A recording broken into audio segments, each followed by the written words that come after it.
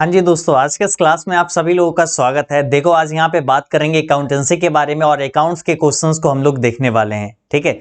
और अभी देखो, एग्जाम का आपका समय नहीं रह चुका है। हम लोग को एक तरीके से सारे प्रश्नों को तैयारी करनी होगी जो कि आपके परीक्षा में आने की संभावना है, या फिर बात करें अपने बुक में जो भी क्वेश्चंस है उन सारे क्वेश्चंस को हम लोग को देखना पड़ेगा, है ना।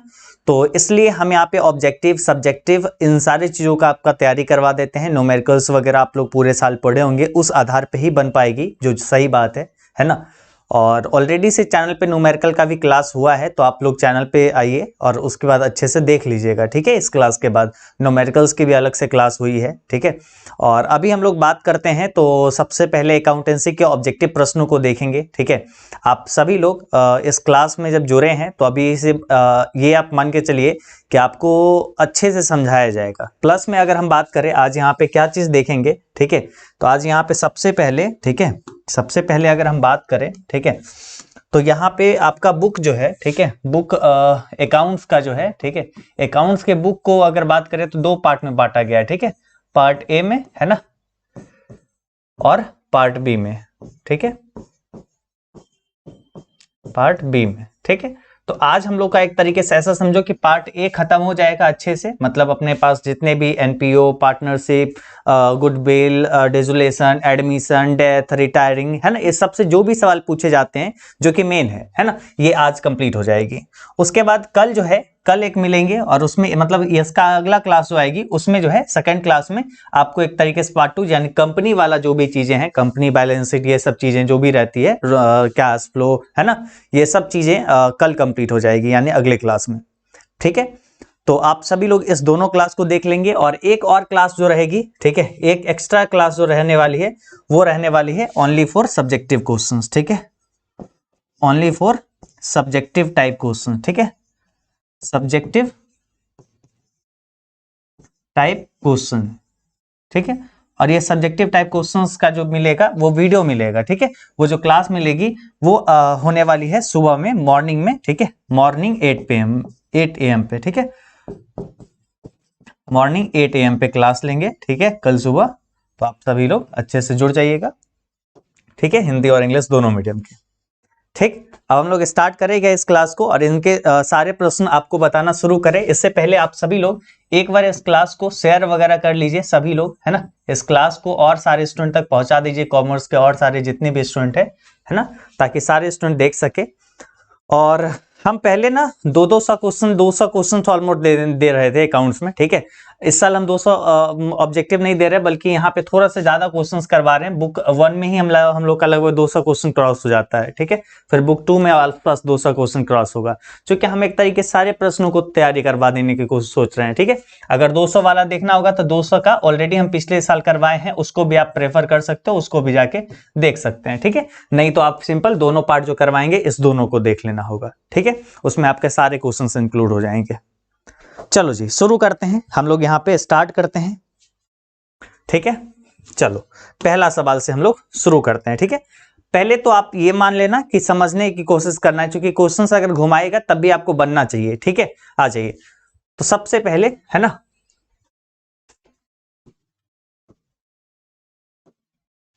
इंग्लिश और हिंदी दोनों मीडियम में यहां से लेके पहला नंबर चैप्टर जो है ना, पूरा का पूरा एक चैप्टर जो रहने वाली है वो रहने वाली है पूरा का पूरा यही व्हाइट बैकग्राउंड पे, और फिर आगे जो है आपको ब्लैक बैकग्राउंड दिखेगा, ताकि आपके आईज वगैरह भी दर्द वगैरह ना हो। ठीक है। आगे बढ़ते हैं। ठीक है। प्राप्ति और भुगतान खाता है। ठीक है। प्राप्ति और भुगतान खाता यानी रिसिप्ट एंड पेमेंट अकाउंट क्या होता है। ठीक है। प्राप्ति और भुगतान खाता, देखो एक होता है, क्या चीज पता है, इसके बारे में आपको बताते हैं। इससे सवाल ना बहुत ज्यादा रहते हैं। ठीक है। इससे ज्यादा सवाल रहते हैं अपने पास जो है प्राप्ति और भुगतान खाता। ठीक है।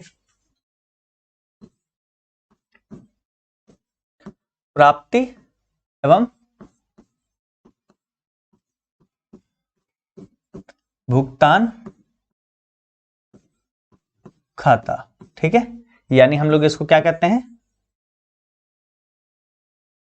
Receipts and payment account. ठीक है। यही कहते हैं ना। ये हुआ। और एक हम लोग को पढ़नी क्या होती है, एक हम लोग को एक और चीज पढ़नी होती है, वो क्या है, चलो अब वो देखते हैं। इस दोनों से ना बहुत सारे सवाल आते हैं और उन सारे सवालों को हम अभी देख ही लेते हैं। ठीक है।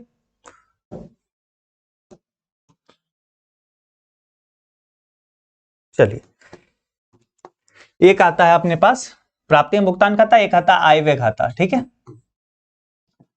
आय व्यय खाता, ठीक है, जिसको हम लोग क्या कहते हैं,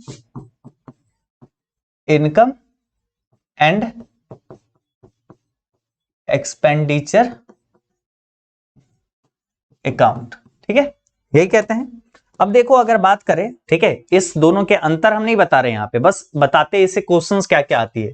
इसमें अगर बात करें, ठीक है, इसमें ये अगर बात करें तो ये एक होता है वास्तविक खाता, क्या होता है, वास्तविक खाता, ठीक है, क्या होता है, वास्तविक खाता, यानी इसको कहते हैं रियल अकाउंट, क्या कहते हैं, रियल अकाउंट, ठीक है।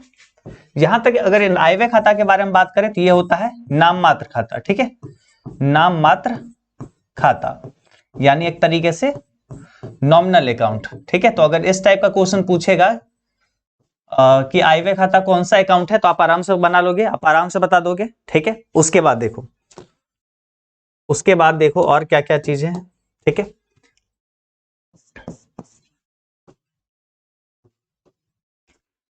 इसमें जो है, इसमें आयगत है ना, और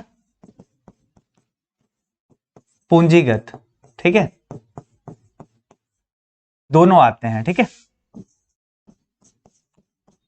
दोनों मदों को लिखते हैं, ठीक है, यानी एक तरीके से हम लोग जो लिखते हैं वो रहता है क्या चीज, रेवेन्यू नेचर का, ठीक है, रेवेन्यू प्लस कैपिटल नेचर का, ठीक है, प्लस कैपिटल नेचर का, वो सारे मदे यहां पे हम लोग नोट करते हैं, ठीक है। चलिए, अब इस साइड देखिए हम लोग क्या करते हैं, केवल आयगत मदों को लिखते हैं, है ना, केवल आयगत मदों को लिखते हैं, यानी एक तरीके से केवल रेवेन्यू नेचर के, रेवेन्यू नेचर के जितने भी आइटम्स रहते हैं उस सभी को ही मात्र लिखते हैं, ठीक है, क्लियर।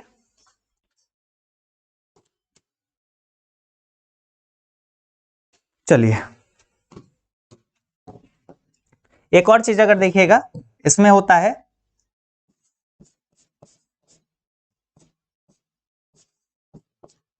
नाम से ज्यादातर, ठीक है, ज्यादातर इसमें सामान्यतः डेबिट बैलेंस, इसमें ज्यादातर अपने पास डेबिट बैलेंस ही आता है, ठीक है, डेबिट बैलेंस ही आता है।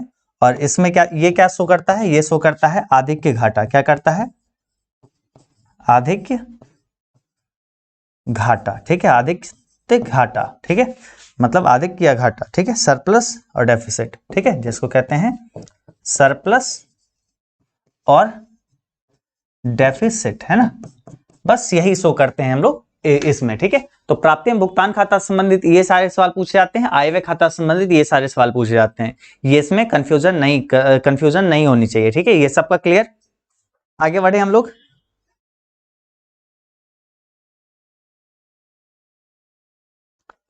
अच्छा ठीक है, चलो ये क्लियर है, यहां तक कोई दिक्कत नहीं। अब देखो, अब अगर हम बात करें तो आपसे अगर देखो ये सवाल आपसे पूछा गया कि बताइए प्राप्ति एवं भुगतान खाता क्या है, तो प्राप्ति एवं भुगतान खाता आप समझ गए कि एक क्या है, एक वास्तविक खाता है, यानी एक तरीके से क्या है, रियल अकाउंट, आप आराम से बता दिए, ठीक है, option number B correct answer. आगे बढ़ते हैं, अगले सवाल पे आइए, ठीक है, अगला सवाल देखिए, आय व्यय खाता होता है, तो आय व्यय खाता कौन सा होता है, इनकम एंड एक्सपेंडिचर अकाउंट क्या होता है, ठीक है, इनकम एंड एक्सपेंडिचर अकाउंट क्या होता है, ये तो बता दिया कि भाई रियल अकाउंट होता है, ठीक है। उसके बाद पूछा गया आय व्यय खाता क्या होता है, इनकम एक्सपेंडिचर अकाउंट क्या होता है, ये बतलाइए। तो ये होता है अपने लोग का नाम मात्र खाता, क्या होता है, नाम मात्र खाता यानी नॉमिनल अकाउंट, ऑप्शन नंबर हम लोग का सी करेक्ट आंसर, ठीक है, सी आंसर राइट हो जाएगी। ऐसे बच्चे जिन लोग का ईपीएस का एग्जाम था, कैसा गया एग्जाम, हम तो आपसे पूछे नहीं, भूल गए थे, है ना, कैसा गया आप सभी का एग्जाम, एक बार बताइए एक बार, है ना, थोड़ा सा हम देख लेते हैं आप लोग का परीक्षा कैसा गया, है ना।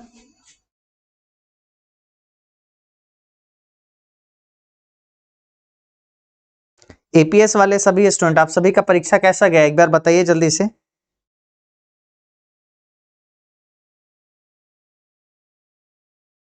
यहाँ पे हम क्या लिखे हैं क्या?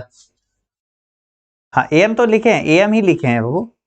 8 बजे सुबह ही होगा, ठीक है, मॉर्निंग में ही होगा 8 बजे में, ठीक है, एम में ही होगा। ठीक, चलो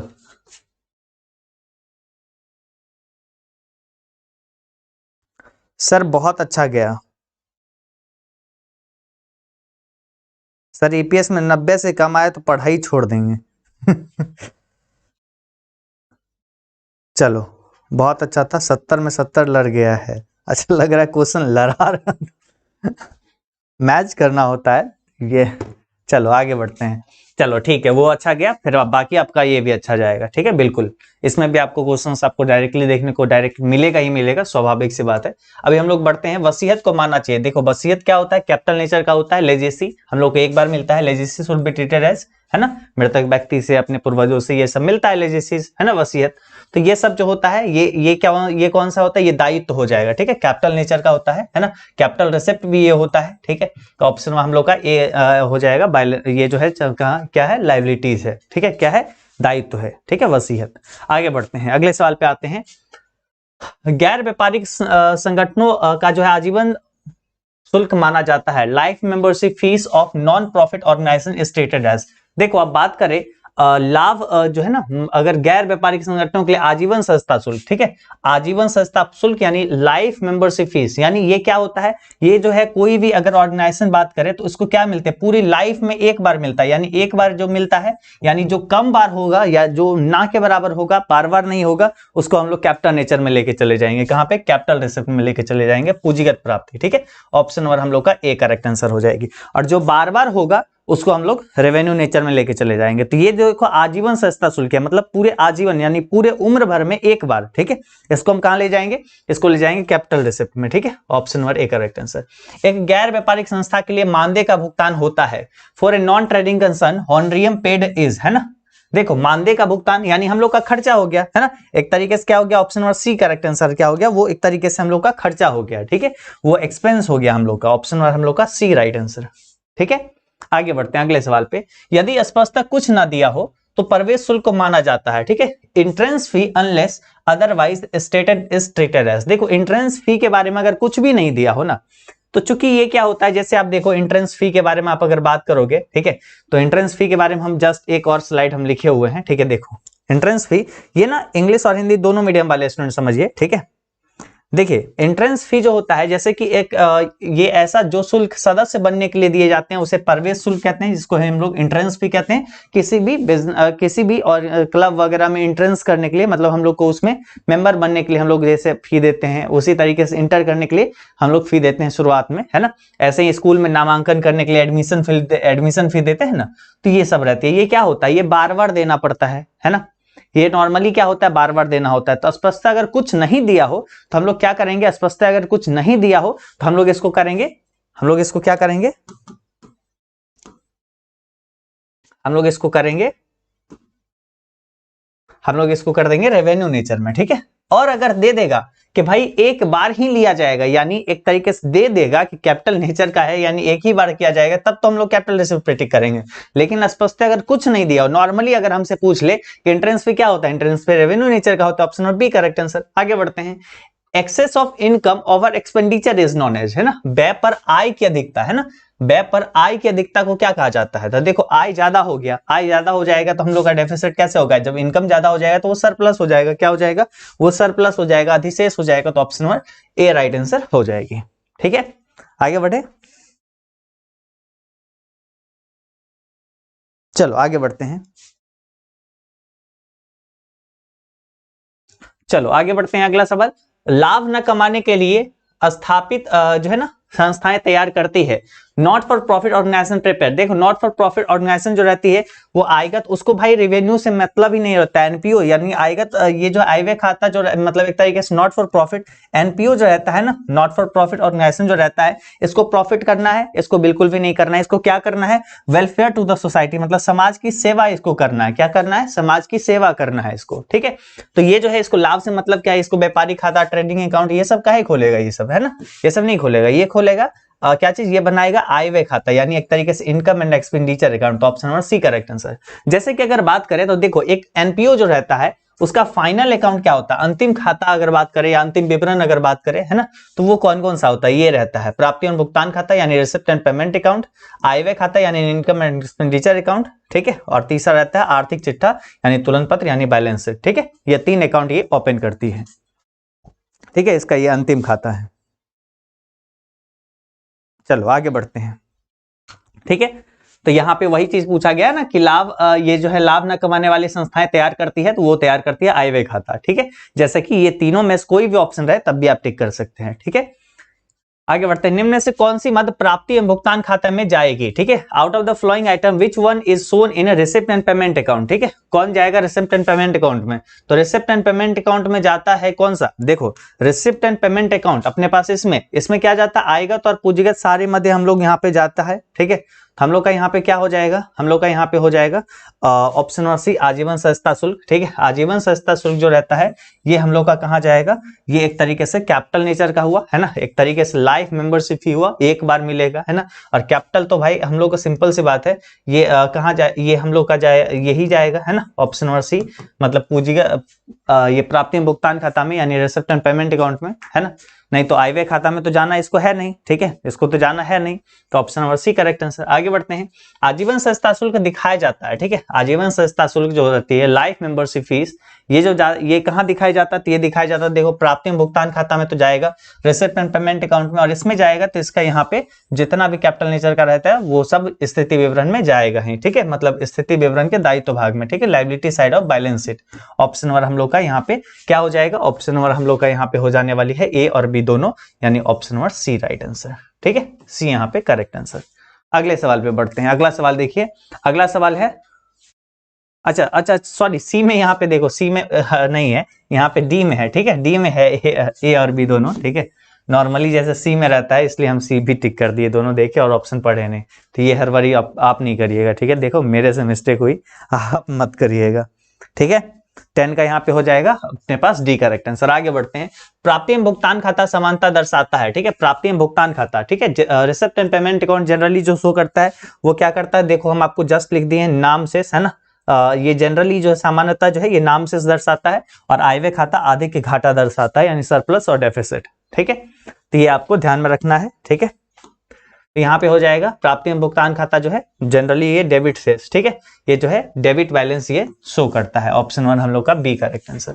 आयव्यय खाता तैयार किया जाता है इनकम एंड एक्सपेंडिचर अकाउंट, कौन तैयार करता है, गैर व्यापारिक संस्था के द्वारा, ठीक है, गैर व्यापारिक संस्था एनपीओ के द्वारा, नॉन ट्रेडिंग ऑर्गेनाइजेशन के द्वारा, ठीक है, not for profit organisation, non trading organisation, बात बराबर ही हुआ, ठीक है, जिसको ट्रेड नहीं करना, ट्रेडिंग नहीं करना, ट्रेडिंग नॉन, है ना, ऑप्शन और बी करेक्ट आंसर। अदद चंदे को दिखाया जाता है आउटस्टैंडिंग सब्सक्रिप्शन, देखो अदद चंदे जो चंदे अभी नहीं मिला है तो वो हम लोग का क्या हो जाएगा, वो हम लोग का संपत्ति हो जाएगा, वो हम लोग का एसेट्स हो जाएगा, एसेट साइड में हम लोग उसको दिखाते हैं, ऑप्शन और हम लोग का ए करेक्ट आंसर। आगे बढ़ते हैं निम्न में से, ठीक है, आगे बढ़ते हैं अगले सवाल पे, ठीक है, अगला सवाल है अपने लोग का 14 नंबर, निम्न में से कौन जो है अलाभकारी संस्था है, देखो which of the following is non profit profitable organisation, कौन सा इसमें से एनपीओ आपको दिख रहा है, एनपीओ यानी जो पैसा कमाना नहीं चाहता है, देखो जेट एयरवेज बिल्कुल चाहेगा, एयर इंडिया बिल्कुल चाहेगा, है ना, टाटा स्टील ये भी चाहेगा, लेकिन बिहार एकेडमिक काउंसिल ये तो भाई गवर्नमेंट का ये है ना, ये नहीं चाहता है पैसा कमाना, ये बस शिक्षा देना चाहता है ना, तो ऑप्शन 1 हम लोग का ए करेक्ट आंसर हो जाने वाली है, ठीक है, ए राइट आंसर। आगे बढ़ते हैं, अगला सवाल पे प्राप्ति और भुगतान खाता है, ठीक है, प्राप्ति और भुगतान खाता यानी रिसिप्ट एंड पेमेंट अकाउंट क्या होता है, तो रिसिप्ट एंड पेमेंट अकाउंट एक तरीके से रोकर विवरण होता है यानी कैश स्टेटमेंट, यानी ये खाता जो है ये क्या होता है, ये एक तरीके से रोकर विवरण होता है, ठीक है, क्या होता है ये होता है रोकर विवरण, रोकर विवरण, ठीक है, यानी एक तरीके से क्या होता है हम लोग का कैश स्टेटमेंट ये होता है। चलो आगे बढ़ते हैं, ऑप्शन नंबर हम लोग का यहाँ पे बी करेक्ट आंसर हो जाएगी। चलो आगे बढ़ते हैं अगले सवाल पे, अगला सवाल देखिए यहाँ पे क्या है, आय और व्यय आय का व्यय पर अधिक कहलाता है, excess of income over expenditure, है ना, इनकम ओवर एक्सपेंडिचर मतलब एक तरीके से आय का व्यय पर अधिक, है ना, मतलब व्यय यहाँ पे कम पड़ गया, आय यहाँ पे ज्यादा हो गया, तो एक तरीके से फायदा है, यानी एक तरीके से ये क्या हो जाएगा आधे के क्या हो जाएगा सरप्लस हो जाएगा, ऑप्शन हम लोग का सी करेक्ट आंसर हो जाएगी, क्या हो जाएगी सी राइट आंसर। आगे बढ़ते हैं अगले सवाल पे। एक क्लब द्वारा प्राप्त क्रिकेट मैच के लिए प्राप्त चंदा माना जाता है, ठीक है। Subscription received by a club for cricket match is treated as, है ना, मतलब जो सब्सक्रिप्शन रिसीव किया गया क्लब क्रिकेट के लिए, उसको हम लोग क्या मानेंगे। देखो कभी भी एक डोनेशन हम लोग को अगर सब्सक्रिप्शन मिला, ठीक है, सब्सक्रिप्शन मिला, ठीक है, सब्सक्रिप्शन अगर हम लोग को मिलता है किसके लिए, ठीक है, सब्सक्रिप्शन अगर यानी एक तरीके से हम लोग को जो है कोई भी चंदा, ठीक है, कोई भी चंदा अगर हम लोग को मिलता है किसके लिए, अगर हम लोग को मिलता है स्पेसिफिक कोई भी चीजों के लिए, ठीक है, कोई भी पर्पस के लिए, ठीक है। नॉर्मली अगर पूछा जाए एक क्लब द्वारा प्राप्त चंदा क्या होता है, तो वो एक तरीके से रेवेन्यू रिसिप्ट होता है, ठीक है, एक तरीके से आयगत प्राप्ति। लेकिन एक खास पर्पस बता दिया कि इस कारण से रिसिप्ट हुआ है, ठीक है, चाहे वो क्रिकेट मैच के लिए होगा, चाहे वो ग्राउंड साफ करवाने के लिए होगा, चाहे वो समाज में एजुकेशन को बढ़ावा देने के लिए होगा, चाहे मंदिर बनवाने के लिए होगा, ठीक है, कोई भी चीज एक स्पेसिफिक टारगेट बता दिया गया तो वो हो जाता है कैपिटल नेचर का। क्या चीज, वो हो जाता है कैपिटल नेचर का, ठीक है, कैपिटल रिसिप्ट हो जाता है, ठीक है, यानी एक तरीके से वो क्या हो जाएगा, पूंजीगत प्राप्ति हो जाएगा, कैपिटल रिसिप्ट, यानी ऑप्शन 1 हम लोग का डी करेक्ट आंसर। यानी अब आपसे कभी भी पूछेगा मैच के लिए, क्रिकेट के लिए, कुछ भी चीज, अगर कुछ भी चीज के लिए पूछेगा तो आप बता सकते हैं। चलो आगे बढ़ते हैं, ठीक है। 18 नंबर सवाल देखिए, विशेष दान है, स्पेसिफिक डोनेशन क्या होता है, विशेष दान होता है एक तरीके से क्या चीज, यानी खास दान, तो यानी वो कैपिटल रिसिप्ट, जैसे कि अभी जस्ट ही तो बोले हैं, ठीक है, सब्सक्रिप्शन और डोनेशन हो, यानी कोई एक खास पर्पस के लिए अगर हमको मिलता है उसको कहते हैं हम लोग क्या चीज, पूंजीगत प्राप्ति, ऑप्शन नंबर ए। आगे बढ़ते हैं, आय तथा व्यय खाता समानता दिखलाता है, income and expenditure account generally indicates, ये क्या दिखाता है, आय व्यय खाता ज्यादातर सरप्लस और डेफिसिट दिखाता है, यानी अधिक और घाटा दिखलाता है, तो ऑप्शन नंबर हम लोग का ए करेक्ट आंसर हो जाएगी, ठीक है। आगे बढ़ते हैं अगले सवाल पे, निम्न में से कौन सा अलाभकारी संगठन नहीं है, ठीक है, which of the following is not non profit organisation. देखो पार्टनरशिप फर्म जहां तक बात करें, इसका मेन पर्पस क्या होता है, इसका मेन पर्पस होता है लाभ कमाना, प्रॉफिट अर्न करना, ठीक है, इसका मेन पर्पस होता है लाभ कमाना, ठीक है। तो यहाँ पे पूछ रहा है अलाभकारी संगठन नहीं है। बाकी देखो स्कूल, अस्पताल और क्लब ये सब जो है लाभकारी है, अलाभकारी है, ठीक है, बस यही एक लाभकारी है, तो इसलिए option number D correct answer हो जाएगी, ठीक है। आगे बढ़ते हैं, मृत व्यक्ति की वसीयत से प्राप्त संपत्ति को कहा जाता है, ठीक है, प्रॉपर्टी रिसीव्ड एज ए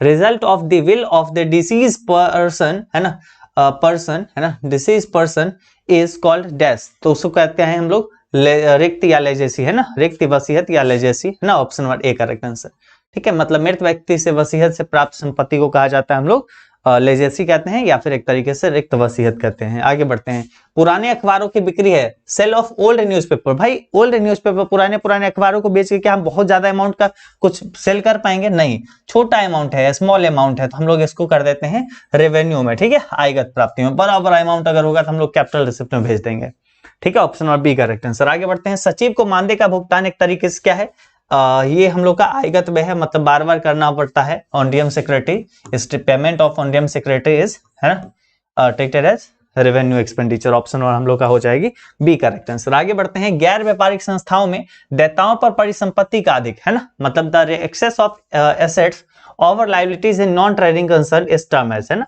देखो हम लोग का क्या हो गया ना, मतलब ये जो है एसेट्स, ठीक है, ये जो है एसेट्स जो है ये ज्यादा हो गया इन कंपेयर टू लाइबिलिटीज, ठीक है, किसके कंपेयर में, लाइबिलिटीज, ठीक है, लाइबिलिटीज के कंपेयर में, ठीक है, लाइबिलिटीज के कंपेयर में, ठीक है। तो यहाँ पे ये क्या हो जाता है, ये हो जाता है पूंजी निधि यानी कैपिटल फंड, है ना, कैपिटल फंड यानी पूंजी निधि, option number A correct answer, ठीक है, पूंजी निधि यानी capital fund, option number A right answer हो जाएगी, ठीक है। आगे बढ़े, चलो आगे बढ़ते हैं, अगले सवाल पे बढ़ते हैं। 25 नंबर, लाभ न कमाने वाली संस्था का मुख्य उद्देश्य होता है, ठीक है, main object of non profit organisation is, है ना, लाभ न कमाने वाले का मुख्य उद्देश्य कभी भी लाभ कमाना होता है, नहीं होता, उसका मेन पर्पस होता है समाज की सेवा करना, यानी to serve the society, option number हम लोग का बी करेक्ट आंसर हो जाएगी। आगे बढ़ते हैं, एक क्लब द्वारा प्राप्त आजीवन सदस्यता शुल्क होता है, आजीवन सदस्यता शुल्क यानी एक बार मिलता है, यानी एक तरीके से हम लोग का हो जाएगा ये पूंजीगत प्राप्ति, ठीक है, capital receipt, option number B correct answer.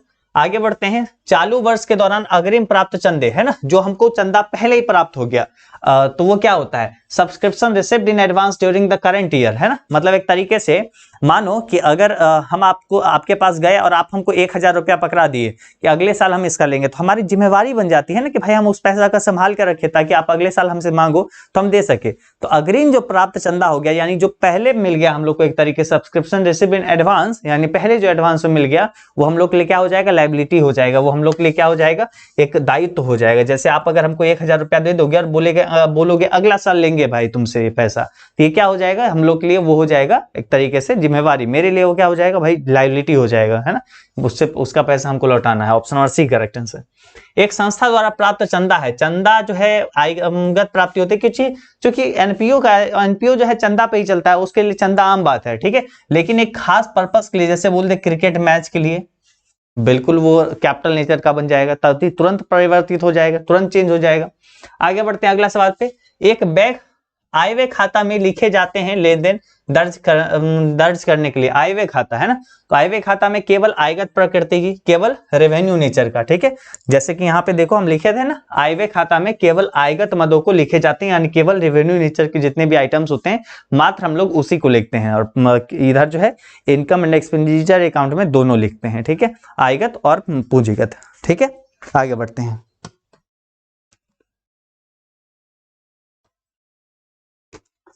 चलो आगे बढ़ते हैं।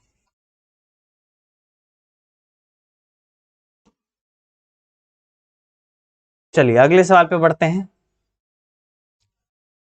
अगला सवाल देखिए, पूंजीगत प्रकृति की सभी मदें दिखाई जाती है, पूंजीगत प्रकृति के सभी मदें जो है स्थिति विवरण में, है ना, आय व्यय खाता में तो हम लोग नहीं दिखाते हैं, ठीक है, तो यहाँ पे हो जाएगा option number B, balance sheet में, ठीक है, स्थिति विवरण में। आगे बढ़ते हैं। पूंजी कोष की गणना की जाती है, कैपिटल फंड इज कैलकुलेटेड। देखो जब भी हम लोग का एक तरीके से इनकम जो है, ठीक है, इनकम जो है, ठीक है, इनकम जो है एक तरीके से ज्यादा हो किससे, एक्सपेंस से, ठीक है, मतलब लाभ जो है वो खर्च से ज्यादा हो, ठीक है, तो इसी से हम लोग एक तरीके से पता करते हैं, ये जो है लाभ जब ज्यादा हो तो उसको कहते हैं पूंजी कोष, है ना। और पूंजी कोष कैसे हम लोग निकालते हैं, तो निकालते हैं आय, है ना, आय टोटल कितना हुआ और उसमें से कितना हम लोग का खर्च हुआ, ठीक है, इसके आधार पे हम लोग निकालते हैं, ठीक है। तो आंसर हम लोग का क्या हो जाएगी, ऑप्शन नंबर बी, संपत्ति माइनस दायित्व, ठीक है, एक तरीके से सॉरी हम यहाँ पे पूंजी निधि, ठीक है, पूंजी निधि हम आपको समझाए थे अभी, जस्ट देखो थोड़ा देर पहले ही हम आपको पूंजी निधि समझाए थे, ठीक है। अगर हम यहाँ पे जाए, ठीक है, हाँ यहाँ पे, तो यहाँ पे आपको बताए थे पूंजी निधि में यानी कैपिटल फंड में, जब भी एसेट्स के ऊपर लायबिलिटीज ज्यादा होगा, ठीक है, एसेट्स के ऊपर लायबिलिटीज ज्यादा होगा, यानी जब भी एक तरीके से क्या होगा, परिसंपत्ति ज्यादा होगा देयता के कंपेयर में, ठीक है, तो हम लोग का वो पूंजी निधि हो जाएगा, यानी कैपिटल यहाँ पे फंड हो जाएगा। अब देखो उसी प्रकार से जब आपसे ये पूछा, जब आपसे, ठीक है, अगर आपसे ये पूछा है कैपिटल फंड क्या होता है, तो हम लोग को एक तरीके से जितना भी संपत्ति जो है ज्यादा होगा किससे, दायित्व से, तो संपत्ति को हम यहाँ पे क्या कर लेंगे, ये जो है दायित्व घटा लेंगे उसमें से, ठीक है, तो हम लोग का जो आएगा वो आएगा कैपिटल फंड, क्या आएगा, कैपिटल फंड,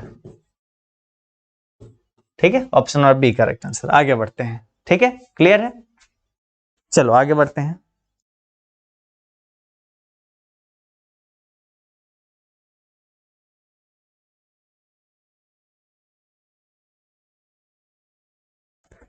चलो अगले सवाल पे बढ़ते हैं। 32 आय व्यय खाता बनाया जाता है, तो आय व्यय खाता जो बनाया जाता है वो कौन बनाता है, लाभ न कमाने वाली संस्था, है ना, by non profit organisation, option number C correct answer. अगले सवाल पे बढ़ते हैं। एक स्कूल द्वारा वार्षिकोत्सव के लिए प्राप्त किया गया चंदा माना जाता है, ठीक है, वार्षिकोत्सव यानी एक तरीके से एनुअल फंक्शन के लिए जो रिसिप्ट हुआ है सब्सक्रिप्शन, उसको क्या कहेंगे, यानी खास पर्पस के लिए कैपिटल रिसिप्ट हो जाएगा, क्या हो जाएगा, पूंजीगत प्राप्ति, option number A correct answer. गैर व्यापारिक संस्थाओं में अधिक लेन देन होते हैं, ठीक है, most transaction in non trading concern, तो ये सब हो जाएंगे ओनली कैश, है ना, ओनली नगद, है ना, मतलब जो ज्यादातर आप देखोगे क्लब वगैरह को, मंदिर वगैरह को, इस सब को क्या मिलता है, कैश में ही ज्यादातर पैसा मिल जाता है, उधार नहीं लगता है नॉर्मली, ठीक है, तो ज्यादातर पैसा कैश में ही मिल जाता है, तो ऑप्शन नंबर हम लोग का ए करेक्ट आंसर हो जाएगी। अगले सवाल पे बढ़ते हैं। निम्न में से कौन आय नहीं है, which of the following is not an income, income कौन सा नहीं है, तो एंडोमेंट निधि, है ना, एंडोमेंट फंड, है ना, ये नहीं है, ऑप्शन नंबर हम लोग का डी करेक्ट आंसर। बाकी सब देखो sale of ticket, donation, subscription, ये सब लाभ है किसके लिए, एनपीओ के लिए। आगे बढ़ते हैं। लाभ न कमाने वाली संस्थाओं में व्यय की आय पर अधिकता है ना, व्यय की आय पर अधिकता मतलब यहाँ पे देखो एक्सपेंस ज्यादा हो गया है, ठीक है, किसके कंपेयर में, इनकम के कंपेयर में, ठीक है, इनकम के कंपेयर में एक्सपेंस ही ज्यादा हो गया है। अधिकता को क्या कहा जाता है, मतलब यहाँ पे excess of expenditure over income, इसको हम लोग कहते हैं, क्या कहते हैं, डेफिसिट कहते हैं, एक तरीके से हम लोग क्या कहते हैं, कमी या घाटा, ठीक है, इसको हम लोग कहते हैं। ऑप्शन नंबर हम लोग का सी करेक्ट आंसर हो जाएगी। आगे बढ़ते हैं, निम्न में से कौन जो है लाभ ना कमाने वाली संस्था नहीं है, which of the following is not a not for profit organisation. देखो कॉलेज तो नहीं है, ठीक है, स्पोर्ट क्लब भी नहीं है, हॉस्पिटल भी नहीं, लेकिन मारुति उद्योग अगर बात करेंगे, ठीक है, तो ये लाभ कमाने के लिए बनाई गई है। तो पूछा जा रहा है लाभ न कमाने वाली संस्था नहीं है, तो मारुति उद्योग नहीं है, ठीक है, क्योंकि ये प्रॉफिट इसको कमाना है, मारुति नहीं तो चलेगा कैसे, बिकेगा कैसे, सामान कैसे बनाएगा, ठीक है, इसको तो प्रॉफिट से मतलब है। ठीक है, आगे बढ़ते हैं अगले सवाल पे, option number C correct answer. आगे बढ़ते हैं, आय व्यय खाता का शेष दर्शाता है, balance of income and expenditure account source, ये क्या दिखाता है, ये एक तरीके से दिखाता है व्यय पर आय की अधिकता या विलोमता, है ना, यानी उल्टा ही हो सकता है, आय पर व्यय की अधिकता, है ना, मतलब कोई एक हो सकता है, excess of income over expenditure और वाइस वर्सा, यानी अपोजिट में भी, ठीक है, option number D correct answer. आगे बढ़ते हैं, आयगत प्रकृति की सभी मदें दिखाई जाती है आयव्यय खाता में, ठीक है, आयव्यय खाता में यानी रेवेन्यू नेचर के जो सारे आइटम्स होते हैं उसको ये जो हम लोग इनकम एंड एक्सपेंडिचर अकाउंट में शो करते हैं। एक क्लब द्वारा प्राप्त अग्रिम चंदे को चिट्ठे के किस पक्ष में दिखाते हैं, तो वो हम लोग का दायित्व रहता है, ठीक है, जो चंदा हम लोग को पहले मिल गया, जो पैसा हमको पहले मिल गया, वो हम लोग के लिए लाइबिलिटी हो गया, ठीक है। चलो अगला अगला हम लोग देखते हैं, ठीक है, आगे हम लोग बढ़ रहे हैं, ठीक है। अब पार्टनरशिप से संबंधित जो भी सवाल आपके आ सकते हैं उसको हम लोग देखते हैं, ठीक है, एक एक करके हर चीजों को हम लोग खत्म करते हुए जाएंगे, थोड़ा सा लंबा क्लास जरूर होगा, लेकिन यकीन रखो कि पहले से बहुत ज्यादा बेटर होगी, क्योंकि इसमें हम हर क्वेश्चन को ले रहे हैं, ठीक है, जो आप भी जरूरी है पढ़ना वो सभी क्वेश्चंस को यहाँ पे ले रहे हैं, और एक तरीके से मेरे लिए भी टफ है ना, आपके लिए भी टफ हो सकती है, क्योंकि आपको भी पढ़ना पड़ेगा, है ना, देखना पड़ेगा।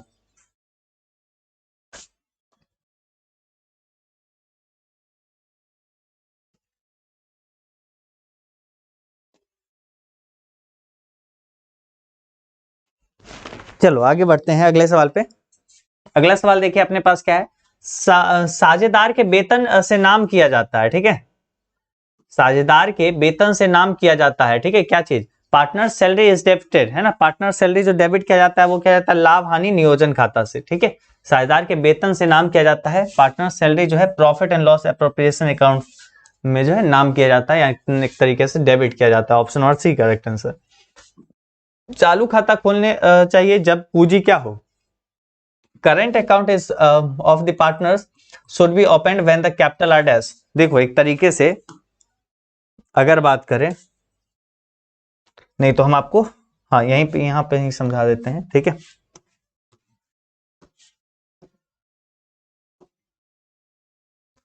अगर बात करें कैपिटल जो है पार्टनर्स की कैपिटल, ठीक है,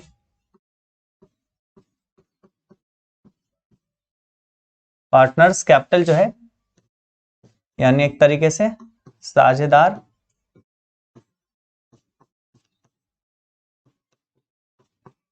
की पूंजी की अगर बारे में बात करें, ठीक है, तो ये एक तरीके से दो भाग में बांटते हैं,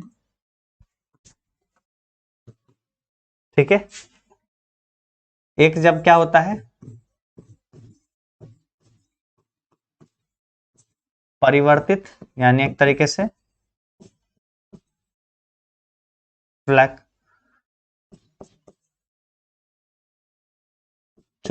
है ना, फ्लैक्चुएटिंग कैपिटल जब रहता है उस समय सिर्फ और सिर्फ एक बनता है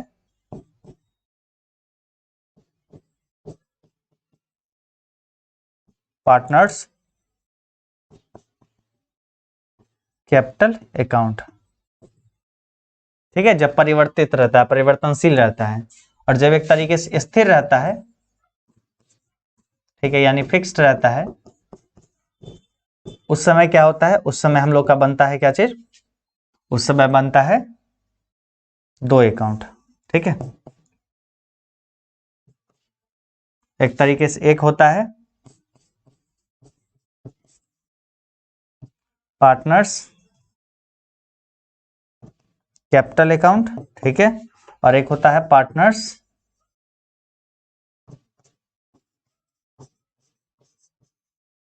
करेंट अकाउंट,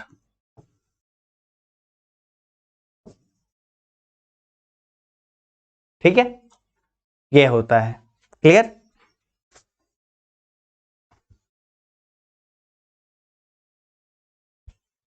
ठीक है, यहां तक कोई दिक्कत? देखो बच्चे भले ही दो हो जाए, है ना, एक स्टूडेंट भले हो जाए, लेकिन हमको जिस तरीके से पढ़ाना है, क्योंकि जो जरूरी है हम वही चीजें, नहीं तो देखो मतलब उसके लिए तो भाई अपने खुद से भी देख लेते हैं। ठीक है, यूट्यूब पे तो नहीं मिलेंगे, लेकिन खुद से भी तो देख सकते थे। अब यहाँ पे यूट्यूब पे आए जब पढ़ने के लिए, तो हम सच में थोड़ा सा और डिटेल में क्यों ना बता दें। ठीक है, तो ये होता है। अब देखो यहाँ पे पूछा गया साझेदार की चालू खाता तब खोले जाते हैं जब उसकी पूंजी क्या हो, जब उसकी पूंजी हो स्थिर। कैसा हो? स्थिर हो, यानी एक तरीके से जब उसका फिक्स्ड हो। जब फिक्स्ड होता है, जब एक तरीके से फिक्स्ड होता है, तभी जाके हम लोग उसको दो भाग में बांटते हैं। एक में जिसमें सिर्फ सिर्फ पार्टनर्स का कैपिटल होता है, ठीक है, कैपिटल अकाउंट रहता है, ठीक है, कैपिटल अकाउंट रहता है, और एक में हम लोग का सारा करंट अकाउंट, जो भी और सारा इंटरेस्ट वगैरह ये सब इसमें चला जाता है। ठीक है, पार्टनर्स करंट अकाउंट। ठीक है, जब ये फिक्स्ड रहता है तो option number B correct answer. Banking व्यवसाय करने वाले साझेदारी फर्म के सदस्यों की अधिकतम संख्या होती है। बैंकिंग व्यवसाय यानी maximum number of partners firm perform in banking business. जब बैंकिंग बिजनेस की बात होगा तो मैक्सिमम नंबर जो रहता है वो रहता है 10। कितना रहता है? 10 रहता है मैक्सिमम नंबर बैंकिंग में। ठीक है, और नहीं तो नॉर्मल पार्टनरशिप में तो 50 रहता है, नॉर्मल पार्टनरशिप में तो 50 रहता है। ठीक है, 50 रहता है, लेकिन जो बैंकिंग बिजनेस रहता है उसमें मैक्सिमम 10 हो सकता है। साझेदार का दायित्व है लायबिलिटी ऑफ पार्टनर। साझेदार का दायित्व जो है असीमित है। क्या है? असीमित है, मतलब एक तरीके से एक फर्म अगर दिवालिया होता है तो उसका साझेदार रोड पे आ जाएगा। ठीक है, रोड पे आ जाएगा, लेकिन उसको चुकाना रहे। साझेदारी संलेख कहा जाता है, तो ये होता है एक तरीके से साझेदार का एक तरीके से सिद्धांत होता है। ठीक है, प्रिंसिपल्स ऑफ ये क्या, नहीं नहीं, ये साझेदार का अंतर नियम होता है। क्या होता है? साझेदार का अंतर नियम, एक तरीके से आर्टिकल ऑफ पार्टनरशिप। क्या होता है? Article of partnership. ऑप्शन 1 हम लोग का डी करेक्ट आंसर। ठीक है, आर्टिकल ऑफ पार्टनरशिप। आगे बढ़ते हैं। साझेदार का फर्म से संबंध होता है, the relation of partners of the firm, है ना, तो ये एजेंट होता है। क्या होता है? साझेदार का एजेंट होता है, एक तरीके से अभिकर्ता के रूप में एक पार्टनर जो है काम करता है। ठीक है, कि उस साझेदारी फर्म के लिए वो एजेंट के रूप में है। ठीक है, आगे बढ़ते हैं। आगे देखो, साझेदारी अनुबंध बनाना है तो भाई ऐच्छिक है, भाई बनाने का मन है तो बनाओ, है ना। Making of partnership agreement is voluntary, है ना, क्वेश्चन याद रहना चाहिए। आगे बढ़ते हैं। साझेदारी अधिनियम किस वर्ष लागू हुआ? तो 1932 में। ठीक है, in which year did the partnership act pass? 1932 में। ठीक है, ऑप्शन 1 ए करेक्ट आंसर। आगे बढ़ते हैं। साझेदारी समझौता हो सकता है, ठीक है, साझेदारी समझौता हो सकता है लिखित और मौखिक, कोई भी। Option number C correct answer. Partnership agreement can be oral or written. Option number C correct answer. साझेदारों के पूंजी खाते पर ब्याज क्रेडिट किया जाता है। ठीक है, मतलब the interest of partners capital account is to be credited to. ये जो क्रेडिट किया जाता है पार्टनर्स का जो कैपिटल, ये जो कहाँ पे? साझेदारों के पूंजी खाते में, यानी पार्टनर्स कैपिटल अकाउंट में। ठीक है, option number C correct answer. आगे बढ़ते हैं। किसी साझेदारी के संलेख के अभाव में किसी फर्म में लाभ और हानि को बंटवारा किया जाएगा, बांटते हैं। इन द एब्सेंस ऑफ, ठीक है, partnership agreement the profit and loss of the firm can divided. ठीक है, अगर पार्टनरशिप डीड ही एग्रीमेंट मतलब नहीं है, ठीक है, मतलब साझेदारी संलेख ही नहीं है, तो फर्म में लाभ हानि का बंटवारा जो करेंगे वो करेंगे बराबर बराबर, समान अनुपात में, पूंजी के अनुपात में नहीं, समान अनुपात में। ठीक है, क्या करेंगे? In equal ratio. Option number हम लोग का बी करेक्ट आंसर। आगे बढ़ते हैं। साझेदारी संलेख को अनुपस्थिति में साझेदार को उसके द्वारा की गई अग्रिम राशि पर दिया जाएगा। ठीक है, दी गई अग्रिम राशि पर। In the absence of partnership deed, partners will be allowed interest on the amount advance to the firm by him at the rate of, है ना, मतलब एक साझेदार है जो एक तरीके से अपना कुछ पैसा ना लोन के रूप में फर्म को दिया है, तो उस पर क्या मिलेगा?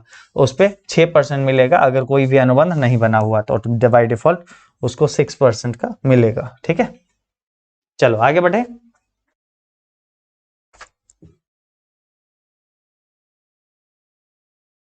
आगे बढ़ते हैं, अगले सवाल पे आते हैं। साझेदारी फर्म में लाभ हानि का विभाजन किया जाता है। लाभ हानि का विभाजन जो किया जाता है वो किया जाता है समझौते के अनुसार, है ना, जैसा हम लोग का as per agreement. In the partnership firm profit and loss are shared as per agreement. Option 1 C correct answer, agreement के अनुसार। निम्न में से कौन साझेदारी की विशेषता है? तो समझौता होता है, लाभ विभाजन होता है, सीमित दायित्व होता है, व्यवस्था नहीं है। ठीक है, तो देखो एक तरीके से साझेदारी की विशेषता है, समझौता बीच में होता है, लाभ विभाजन होता है, सीमित दायित्व नहीं, असीमित दायित्व होता है, तो विशेषता नहीं है। Not an feature of the partnership, है ना, लिमिटेड नहीं इसमें रहता है, अनलिमिटेड होता है। ठीक है, अनलिमिटेड लाइबिलिटीज। आगे बढ़ते हैं। लाभ हानि नियोजन खाता बनाया जाता है। लाभ हानि नियोजन खाता जो बनाया जाता है वो बनाया जाता है विभाज्य लाभ निर्धारण के लिए, एक तरीके से फाइंड आउट डिविजिबल प्रॉफिट, है ना, profit and loss account is prepared to find out divisible profit. आगे बढ़ते हैं। एक साझेदारी फर्म में साझेदारों की अधिकतम संख्या हो सकती है, तो अभी आपको बताया 50, है ना। In the partnership firm maximum number of partners is restricted to, है ना, तो हो जाएगा नॉर्मल में हम लोग का एक तरीके से 50, ठीक है। और अगर बैंकिंग वाला रहे, ठीक है, बैंकिंग बिजनेस रहे तो हम लोग को याद रखना 10, ठीक है, नॉर्मल वाला में 50, ठीक, याद रहेगा। चलो आगे बढ़ते हैं। निम्न में से कौन सा लाभ का नियोजन है? तो पूंजी पर ब्याज, है ना, पूंजी पर ब्याज जो है प्रॉफिट एप्रोप्रिएशन है ना, option number B correct answer. आगे बढ़ते हैं अगले सवाल पे। जब आहरण का समय ना दिया हो तो आहरण पर ब्याज लगाया जाता है। When the time of withdrawal are not mentioned interest on drawing is charge. जब टाइम मेंशन नहीं होगा तो हम लोग नॉर्मली 6 मंथ का करेंगे, ठीक है, पूरा का पूरा 6 मंथ का हम लोग कर लेंगे, ठीक है, option number C correct answer. अब आगे देखो यहाँ पे, जब एक वर्ष निश्चित राशि का आहरण प्रत्येक महीने के अंतिम तिथि को किया गया हो तो आहरण की कुल राशि पर ब्याज होगा। When the drawing are made at the end of every month of certain amount, then then interest will be calculated on total drawing for dash। कितना का हम लोग जो है ड्राइंग कैलकुलेट करेंगे। तो देखो, अगर मानो ये फॉर्मूला है छोटा सा, अगर बोला जाता है कि हर एक महीने के अंत में, ठीक है, हर एक महीने के अंत में, अंत कब होता है महीने का? 31 जनवरी, ठीक है, मान लेते हैं कि 31 जनवरी से वो अंत में जो आहरण करता है, ठीक है, लगातार अंत तक, ठीक है, लगातार जो वो करता है पूरा साल तक, ठीक है, तो मतलब एक तरीके से अंतिम वो कब करेगा? 31 अक्टूबर को करेगा, ठीक है। अब देखो शॉर्टकट इसका ट्रिक क्या है। Month left after first drawing, first drawing के बाद कितना मंथ बाकी है? तो 12 मंथ बाकी है, plus left after last drawing, ठीक है, तो इसका एक तरीके से इसके बाद हम लोग का कितना, इसके बाद हम लोग का बाकी कितना है? 11 मंथ बाकी है। कितना? 11 मंथ बाकी है, क्योंकि जनवरी तो खत्म हो गया, बाकी 11 मंथ। इसके बाद देखो ये कितना बाकी है, ठीक है, 31 अक्टूबर हम लिख दिए यहाँ पे, 31 दिसंबर तक, ठीक है, कब होगा? 31 दिसंबर तक ये करेगा, ठीक है। तो 11 मंथ बाकी रह गया, और 11 मंथ रहा तो अब ये इस मंथ में कुछ भी नहीं होगा, ठीक है, डिवाइड बाय हम लोग 2 किए, है ना, डिवाइड बाय 2 यहाँ पे कर लेना है, ठीक है, बराबर 11/2 बराबर 5.5, ठीक है। इसलिए यहां पर बनाइएगा। अंतिम तिथि को किया जाता है आहरण प्रत्येक महीना के अंतिम तिथि पर किया जाता है, तो आहरण की कुल राशि होगा अंतिम तिथि पर, है ना, मतलब एक तरीके से 31 तारीख को, तो पहला जनवरी से दिसंबर तक में 11, है ना, प्लस में जो है 31 दिसंबर को प्रत्येक महीने के अंतिम में 31 को ही, तो 0 डिवाइड बाय 2 बराबर 5.5, ठीक है। अब 5.5 को हम लोग किस तरीके से लिखेंगे? हम लोग इस तरीके से लिखेंगे। किस तरीके से? इस तरीके से 5.5, option number C correct answer, ठीक है, क्लियर। आगे बढ़े, चलो आगे बढ़ते हैं।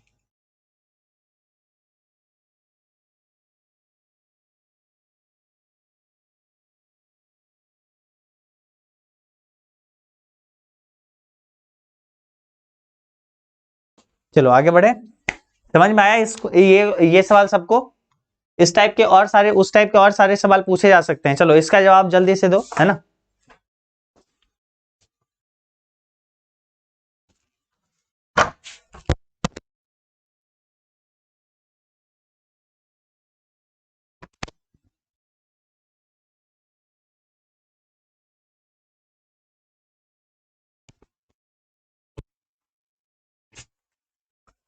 ठीक है, चलिए और आगे बढ़े, और आगे बढ़े अगले सवाल पे चलिए।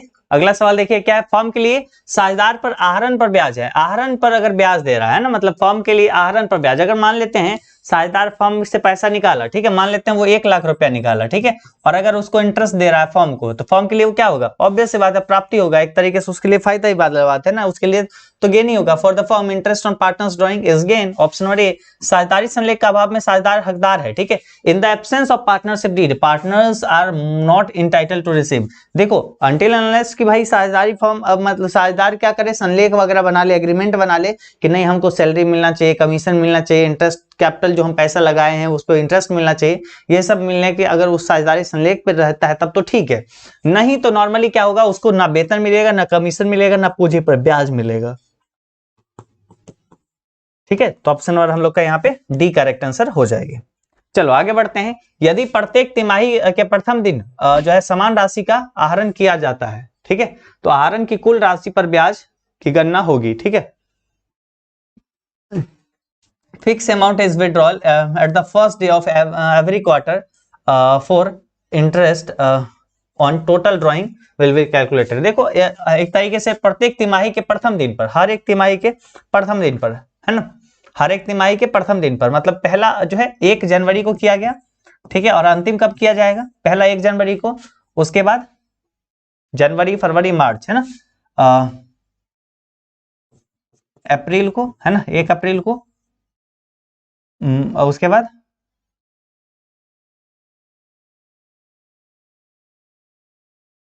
देखो कुल मिला के अगर बात करें, ऐसे नहीं, ऐसे ऐसे कैलकुलेट करोगे तो फंस जाओगे, ठीक है। अभी देखो कुल मिला के 4 अपने पास हुआ, कितना 4 हम लोग का कितना हुआ, तिमाही हुआ, ठीक है। तो पहला अगर 1 जनवरी को किया, ठीक है, 1 जनवरी को किया, तो अंतिम कब करेगा, 1 अक्टूबर को, ठीक है, 1 अक्टूबर को करेगा, ठीक है, 1 अक्टूबर को, ठीक है, क्लियर। तब ना अक्टूबर नवंबर दिसंबर होगा 3 मंथ, ठीक है। तो यहाँ पे देखो पहला से अपने पास कितना बचा, तो कुल मिला के 12 मंथ बचा, इधर से कितना बचा, 3 मंथ बचा, ठीक है।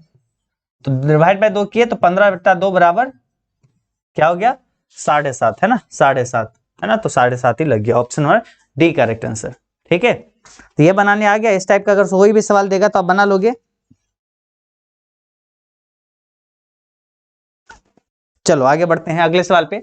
अगला सवाल देखिए, अनुकल्प और करण साझेदार जिसकी पूंजी क्रमशः 25,000 और 15,000 है, पूंजी पर 10% वार्षिक ब्याज दे है, दोनों साझेदार की पूंजी पर ब्याज की गणना की जाएगी जब फर्म 24,000 लाभ कमाएगा, ठीक है। चलो तो आगे देखते हैं, इसको देखते हैं, ठीक है।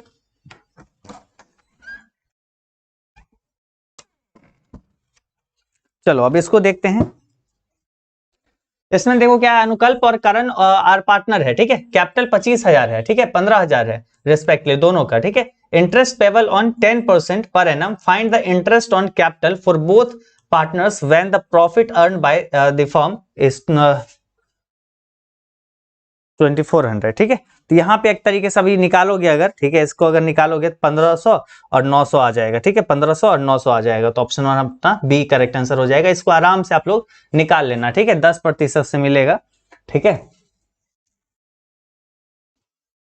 तो इसका करोगे तो 1500, इसका करोगे तो 900, ठीक है, आ जाएगा, ठीक है।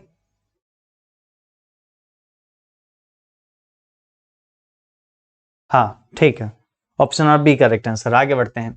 जितने भी न्यूमेरिकल टाइप का सवाल होगा उसके लिए एक अलग क्लास है, उसमें देख लेना, ठीक है, न्यूमेरिकल वाला। एक साझेदारी फर्म का लक्षण होता है, एक साझेदारी फर्म में दो या दो से अधिक व्यक्ति होता है, सही बात है। निर्धारित अनुपात का लाभ हानि बांटना होता है, ठीक है, सही बात है।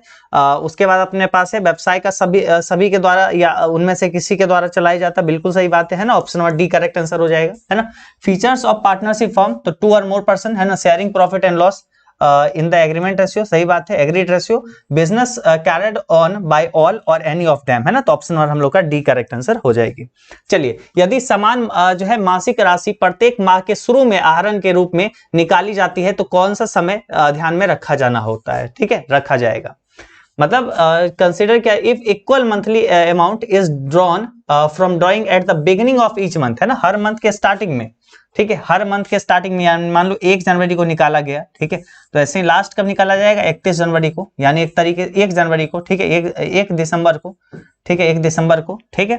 तो यहां से बाकी रहा अपने लोग का 12 मंथ और इधर से बाकी रहा 1 मंथ, डिवाइड बाय 2, 13/2 बराबर हम लोग का हो जाएगा 6.5, ठीक है, क्या हो जाएगा 6.5। तो हम लोग का यहाँ पे डी करेक्ट आंसर हो जाएगी, डी यहाँ पे राइट आंसर हो जाएगी 6.5। ये अगर वो समझ लिए होंगे तो अब आपको ये सब सवाल में कोई दिक्कत ही नहीं आएगी, ठीक है, ये सब आराम से बन जाएगा।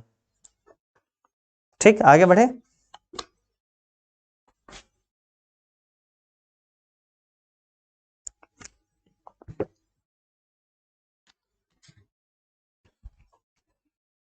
चलो, एक साझेदार के चालू खाते को कौन सा शेष होता है, जो चालू खाते में कौन सा शेष होता है, तो देखो कोई भी हो सकता है, डेबिट शेष और क्रेडिट शेष। Balance does a partner current account has debit और क्रेडिट बैलेंस, ऑप्शन नंबर हम लोग का सी करेक्ट आंसर हो जाएगी।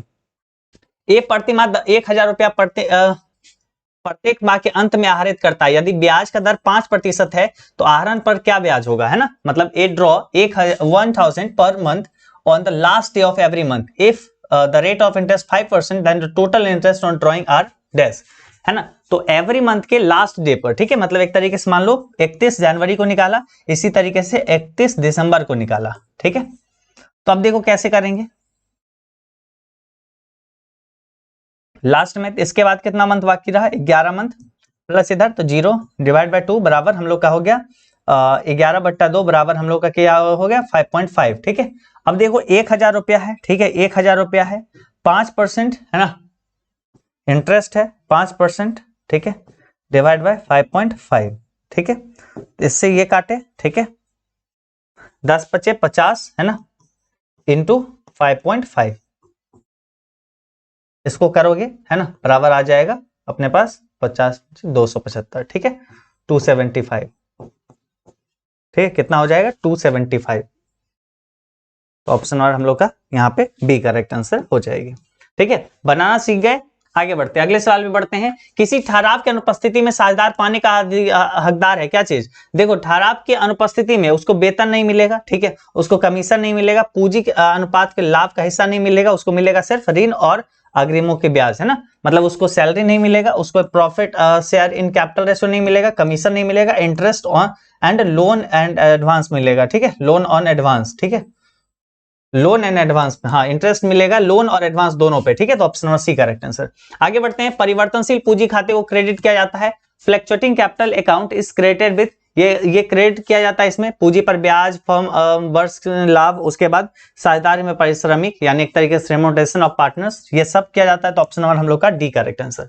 आगे, in the absence of agreement between the partners the interest be allowed on partners capital पे कोई इंटरेस्ट नहीं मिलेगा जब एक तरीके से अनुपस्थिति रहेगा क्या कि साझेदारी संलेख, ठीक है, ठहराव, तो उसमें कुछ भी नहीं मिलेगा, ठीक है, कुछ भी नहीं मिलेगा। चलो आगे बढ़ते हैं, साझेदार की पूंजी पर ब्याज क्या है ना, इंटरेस्ट ऑन पार्टनर्स कैपिटल, तो ये एक तरीके से विनियोग है, क्या है, एक तरीके से एन एप्रोप्रिएशन है, option number B correct answer.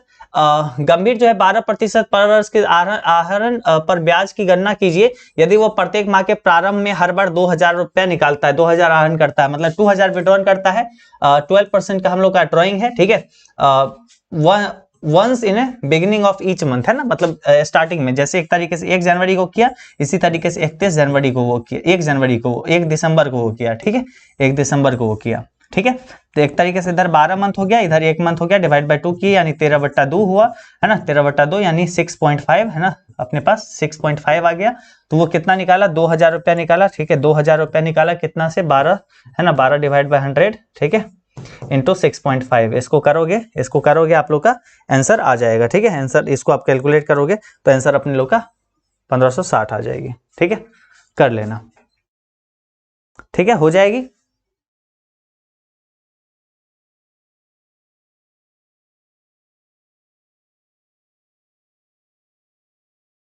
चलो आगे बढ़ते हैं, ठीक है, ए यहां पे हो जाएगी करेक्ट आंसर 32। आगे बढ़ते हैं,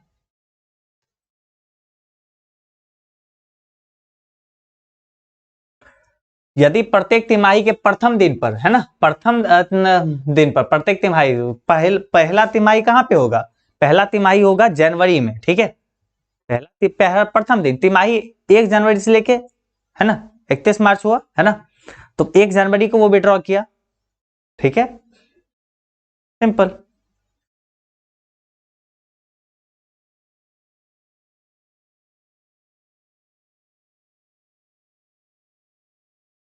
चलिए अब आगे बढ़ते हैं। साझेदारी संलेख की, है ना,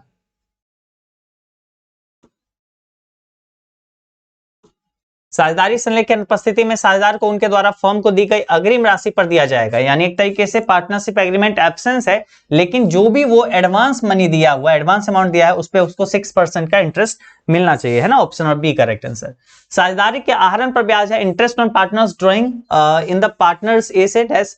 पार्टनर्स ड्रॉइंग पर जो इंटरेस्ट है वो क्या है, वो एक तरीके से क्या हो जाएगा, व्यवसाय के लिए लाभ हो जाएगा, है ना। ड्रॉइंग किया मतलब मान लो अगर 1 लाख रुपया वो ड्राइंग किया, उसमें से अगर वो 10,000 इंटरेस्ट भी भरा तो फर्म के लिए तो फायदा ही है ना, प्रॉफिट फॉर बिजनेस, है ना। ऑप्शन और बी करेक्ट आंसर। आगे बढ़ते हैं अगले सवाल पे। अभिषेक के लिए आहरण 12% की दर से ब्याज की गणना कीजिए यदि वो उसने माह की में एक बार, है ना, उसने माह में एक बार जो है आहरित किया हो 2,000 रुपया, ठीक है। वंस इन ए मंथ, है ना, मतलब हर एक मंथ वो 2-2 हजार करके कर रहा है विड्रॉ, ठीक है। देखो 2,000 हो गया, ठीक है, 2,000 हो गया, कितना इंटरेस्ट है 12%, है 12 डिवाइड बाय 100, ठीक है।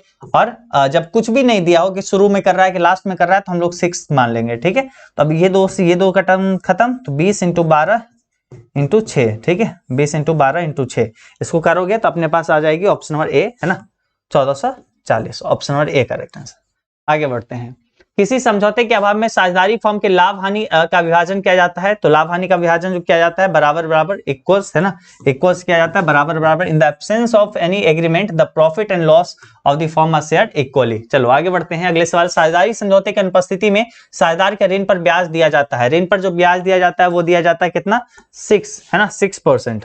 जब भी ऋण पर ब्याज यानी एक तरीके से जो एक तरीके से ऋण पर यानी लोन पर जो एक तरीके से क्या मिलता है, इंटरेस्ट जो मिलता है वो 6% से मिलता है। ऑप्शन अपने पास हो जाएगी बी करेक्ट आंसर। साझेदारी संलेख की अनुपस्थिति में साझेदार को क्या मिलता है, साझेदारी in the absence of partnership deed partner sell dash. अनुपस्थिति में वेतन नहीं दिया जाएगा, है ना, वेतन दिया जाएगा, वेतन नहीं दिया जाएगा, है ना, वेतन नहीं दिया जाएगा। चलो ठीक है, सही बात है। जब पार्टनरशिप डीड अवेलेबल नहीं रहेगा तो उसमें उसको क्या नहीं मिलेगा, वेतन नहीं दिया जाएगा। Option number B correct answer. आगे बढ़ते हैं। साझेदार के पूंजी खाते पर ब्याज के क्रेडिट किया जाएगा। In the interest of partners capital account is credited, है ना, interest on partnership capital account is to be credited. तो ये हो जाएगा साझेदार के पूंजी खाते में, कहां पे, पार्टनर्स कैपिटल अकाउंट में। आगे बढ़ते हैं। स्थिर पूंजी खाते विधि के अंतर्गत साझेदारों के पूंजी खाते पर ब्याज क्रेडिट किया जाएगा। ब्याज जो रहेगा तो वो स्थिर है ना, स्थिर वाला अगर है ना, यानी एक तरीके से फिक्स्ड वाला है, उसमें 2 अकाउंट खुलता है। इसमें तो भाई सिर्फ हमारा कैपिटल चला जाता है, इसमें हमारा सिर्फ पार्टनर कैपिटल चला जाता है, ठीक है। और बाकी में हम लोग का बाकी सारा चीज करंट में भेजते हैं, ठीक है। तो ये कहाँ जाएगा, ये हम लोग का पार्टनर्स के करंट अकाउंट में जाएगा, साझेदार के चालू खाता में, ठीक है, पार्टनर्स करंट अकाउंट में। ऑप्शन और हम लोग का यहाँ पे डी करेक्ट आंसर हो जाएगा, ठीक है। आगे बढ़ते हैं। साझेदार के चालू खाते तब खोले जाते हैं जबकि उनके पूंजी खाते होते हैं। चालू खाते तब खोले जाते हैं जब उसके पूंजी स्थिर रहते हैं यानी फिक्स्ड रहते हैं। Option number A correct answer. Partners current account open when their capital is fixed. Option number ए। साझेदारों के आहरण पर ब्याज डेबिट किया जाता है। आहरण पर जो ब्याज डेबिट किया जाता है किसमें, साझेदार के पूंजी खाते में। Interest on partners drawing is debited to partners capital account. चलो आगे बढ़ते हैं। फर्म के लिए साझेदार के आहरण पर ब्याज है। फर्म के लिए जो एक तरीके से आय है, for the firm interest on partners drawing is an income. आगे बढ़ते हैं। साझेदार के पूंजी पर देय ब्याज को प्रभावित किया जाता है किससे, तो प्रभावित जो किया जाता है लाभ हानि नियोजन खाता से, ठीक है। Interest payable on the capital of the partners charge to dash, तो वो हो जाएगा profit and loss appropriation account. Option number B. चालू खाता है, तो चालू खाता एक क्या है, चालू खाता एक तरीके से व्यक्तिगत खाता है ना, एक तरीके से personal account. Current account is a personal account. Option number A correct answer.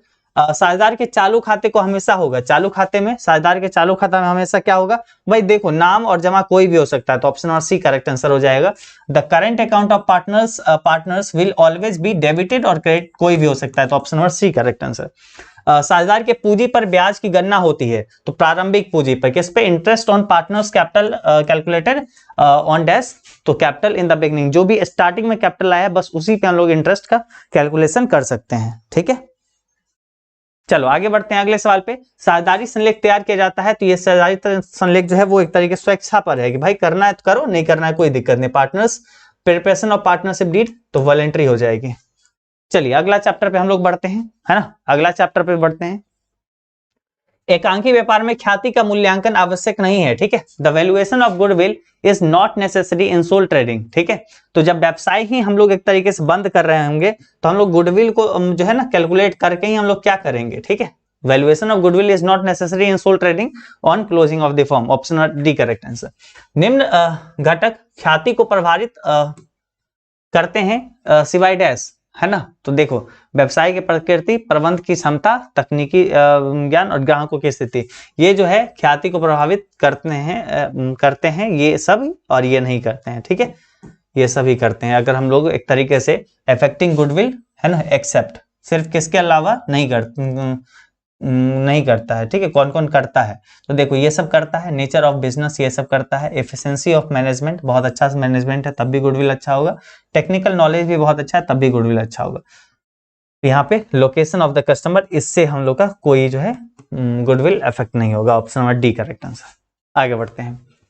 3 वर्षों की जो लाभ जो है 42,000, 39,000, 45,000 है, तो औसत लाभों के 2 वर्षों के क्रय पर ख्याति होगा। Profit of the last 3 year 42,000, 39,000, 45,000। Value of goodwill at the 2 year purchase, है ना। तो कैसे निकालोगे, सबसे पहले हम लोग एक तरीके से एवरेज प्रॉफिट निकालते हैं, ठीक है। एवरेज प्रॉफिट बराबर सभी को जोड़ दीजिए, है ना, 42, 39 और 45 कितना हो जाएगा, जल्दी से जोड़ो।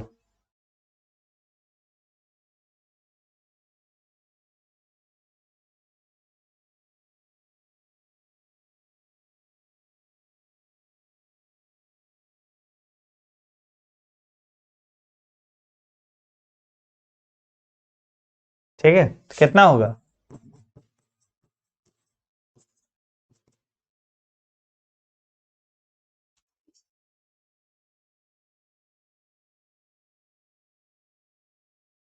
चलो जल्दी से जोड़ लो। 42,000 जोड़ 39,000 जोड़ 45,000, ठीक है, तो 1,26,000। अब डिवाइड कर दो 3 से, ठीक है, तो यहाँ पे आ गया 42,000, ठीक है। तो हम लोग का गुडविल अगर बात करेंगे, गुडविल का फॉर्मूला जो होता है average profit into number of year purchase, है ना, नंबर ऑफ ईयर परचेज, क्रय की गई वर्षों की संख्या, ठीक है। तो हम लोग एवरेज प्रॉफिट लिखेंगे 42,000, नंबर ऑफ ईयर परचेज। तो हम लोग का आंसर क्या हो जाएगा, आंसर हो जाएगा ऑप्शन नंबर बी, ठीक है। क्या हो जाएगा, ऑप्शन नंबर बी, ठीक।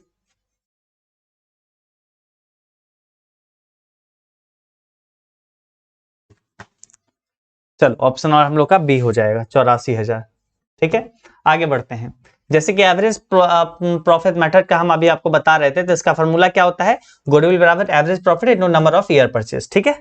अगर वेटेज वाला में रहता है तो weightage average profit number of year purchase, ठीक है। आगे बढ़ते हैं। सुपर प्रॉफिट मेथड, दूसरा मेथड ये है, इसमें क्या होता है, super profit into number of year purchase, ठीक है। सुपर प्रॉफिट निकालने के लिए हम लोग एवरेज प्रॉफिट में से नॉर्मल प्रॉफिट घटा देते हैं, ठीक है।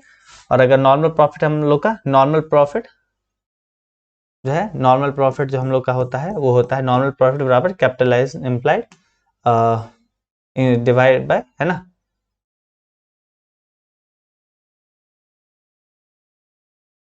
Divide by NR over into 100 होता है, ठीक है। ये हालांकि ये आप याद रखिए, बस इस चीज का काम है। कैपिटलाइजेशन मेथड जो अपना है उसमें क्या होता है, कैपिटल वैल्यू और माइनस नेट एसेट्स, है ना, तो गुडविल निकल जाता है ना। कैपिटलाइज वैल्यू कैसे निकालते हैं, ठीक है, तो ये निकालते हैं average profit divide by NROR into 100, ठीक है। और नेट एसेट्स कैसे निकालते हैं, तो ऑल एसेट्स माइनस लायबिलिटीज, ठीक है। तो ये हो जाता है, वो मतलब कुछ हम आपके तैयारी के लिए हम लिख दिए थे वो, हालांकि आप पूरा साल पढ़े होंगे, ठीक है। चलो आगे बढ़ते हैं।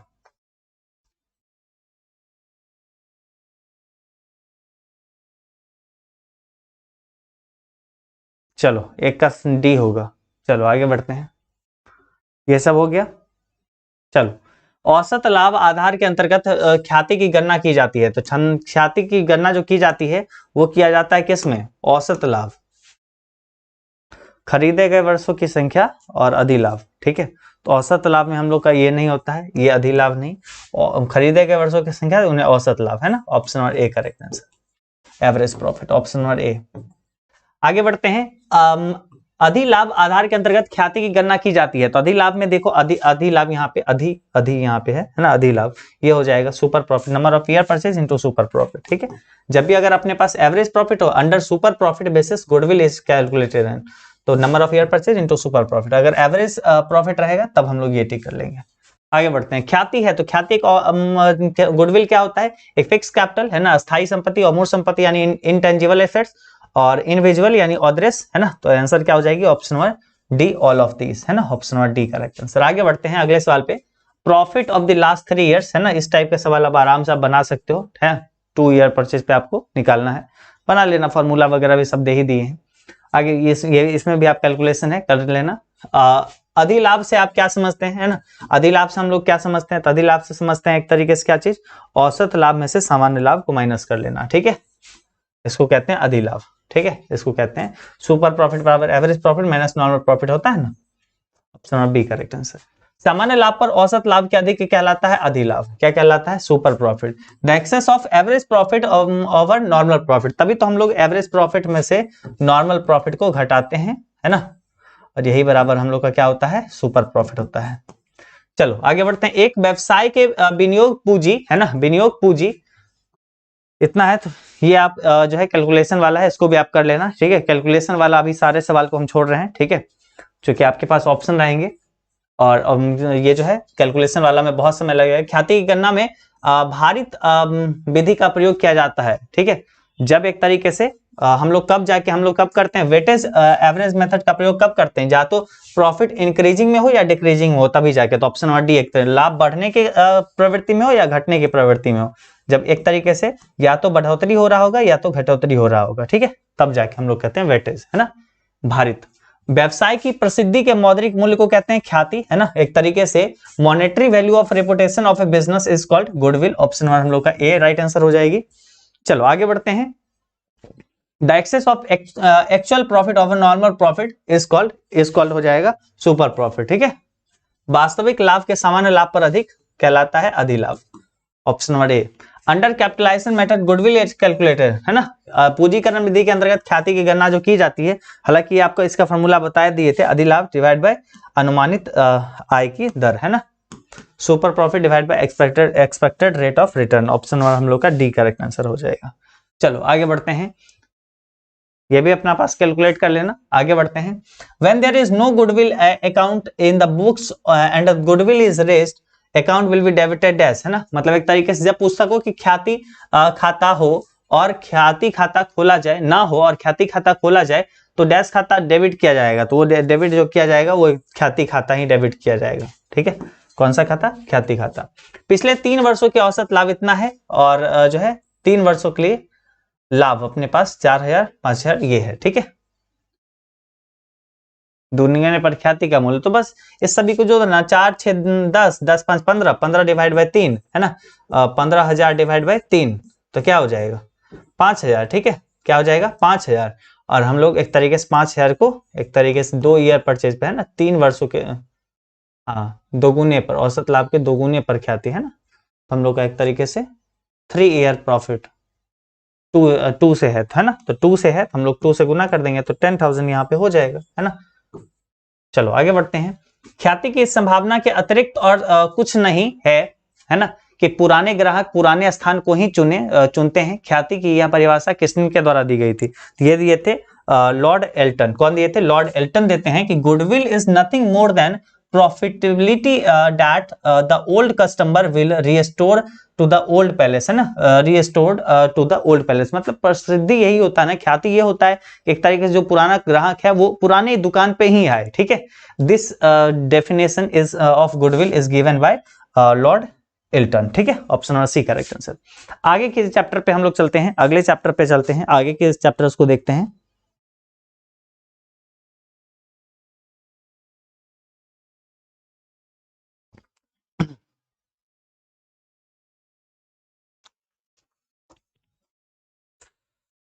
ठीक है,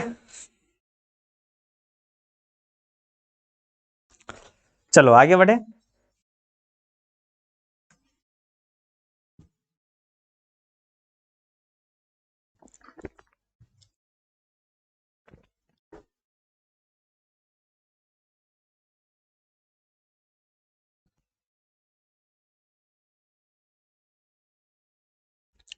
22 नंबर वाला, तिहाई मंथ वाला, तो वो सब होता है, वो सब गुडविल वाला में आता है, ठीक है।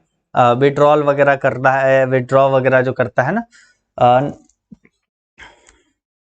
नहीं, वो सब वाला आपका चला जाता है पार्टनरशिप वाला में, ठीक है, पार्टनरशिप में।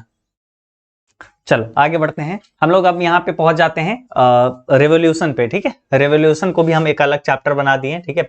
साझेदारी फर्म के पुनर्गठन पर दायित्वों के मूल्य में कमी होगी। Decrease in the value of liabilities on reconstitution of partnership firm result into, देखो सिंपल सी बात हम आपको पहले समझा देते हैं, ठीक है, थोड़ा सा समझा देंगे, उसी में आपका सारा चीज हो जाएगा।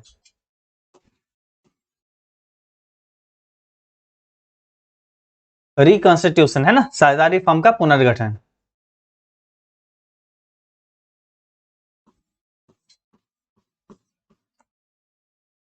पुनर्गठन, ठीक है, यानी रिकंस्टिट्यूशन, रिकंस्टिट्यूशन है ना, क्लियर। तब देखिए ये क्या होता है, ये क्या होता है, ठीक है, पुनर्गठन यानी रिकंस्टिट्यूशन क्या होता है। देखिए एक तरीके से या तो कोई या तो हम लोग या क्या हो जाएगा, या तो एक तरीके से लाभ है ना, शेयरिंग, प्रॉफिट शेयरिंग रेशियो जो होता है ना, प्रॉफिट शेयरिंग रेशियो जो होता है उसमें परिवर्तन कर रहा होगा, ठीक है, प्रॉफिट शेयरिंग रेशियो में परिवर्तन कर रहा होंगे, शेयरिंग रेशियो में चेंजेस हो रहा होगा, ठीक है। या तो एक तरीके से हम लोग इसमें कर सकते हैं ये कि कोई साझेदार अवकाश ग्रहण कर रहा होगा, ठीक है, कोई साझेदार अवकाश ग्रहण कर रहा होगा, यानी छोड़ के जा रहा होगा, ठीक है, छोड़कर अवकाश ग्रहण यानी एक तरीके से छोड़कर जा रहा होगा, यानी एक तरीके से रिटायर कर रहा होगा, ठीक है, रिटायर कर रहा होगा। या कोई एक साझेदार की मृत्यु हो जाती है, ठीक है, यानी एक साझेदार का डेथ हो जाता है, ठीक है।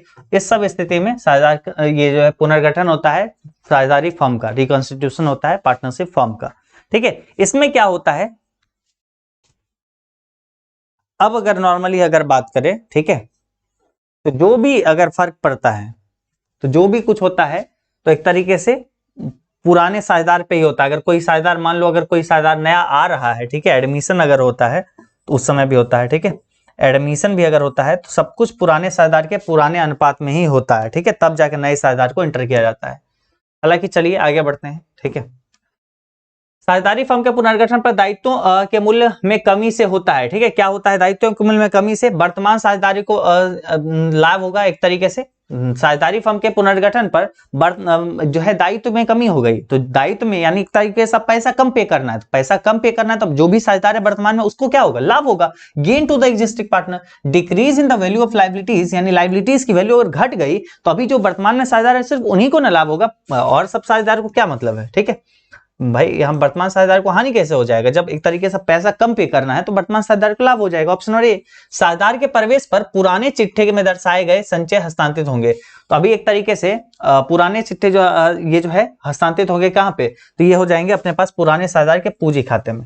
एक बात आप ध्यान रखो कि जब कोई एक नया साझेदार आता है, ठीक है, तो उसको रोक दिया जाता है, रुको भाई पहले हम अपना हिसाब बारी कर लेते हैं, थोड़ा सा हम देख लेते हैं कि अपना गुडविल का क्या वैल्यू है, सब कुछ कैसा है, कोई हिसाब हमको करना है वो सब कर देते हैं, ठीक है, कहीं से हमको पैसा आना था वो सब ले लेते हैं, और उसके बाद आप आओ ना, ठीक है, ताकि एक तरीके से हम जो है सब कुछ एंट्री वगैरह कर लेते हैं, ठीक है, उसको ले लेते पैसा नहीं बल्कि उसका एंट्री कर लेते हैं, ठीक है, एंट्री कर लेंगे ताकि पता रहेगा कि हाँ हमारे पास कितना कर्जा है, कितना हमारे पास प्रॉफिट है, कितना हम लोग का है ना, सब कुछ अपना अपना डिवाइड कर लेते हैं, तब आप आइए साफ सुथरा एंट्री में, ठीक है, तो ये होता है। तो एक तरीके से साझेदार के प्रवेश पर पुरानी चिट्ठी में दर्शाए गए संचय हस्तांतरित करेंगे पुराने साझेदार को, इसमें नया साझेदार को रोक दिया जाता है, ठीक है। At the time of admission of a new partner general reserve appearing in the old balance sheet is transfer to, ये ट्रांसफर किया जाएगा, ये ट्रांसफर कहां पे, तो ओल्ड पार्टनर्स कैपिटल अकाउंट में। आगे बढ़ते हैं, किसी नए साझेदार के प्रवेश पर परिसंपत्तियों में हुई मूल्य में वृद्धि नाम किया जाएगा, ठीक है, नाम जो किया जाएगा वो किसमें किया जाएगा, संपत्ति खाता में, किसमें, संपत्ति खाता में, ठीक है, एसेट्स अकाउंट में डेबिट जो किया जाएगा।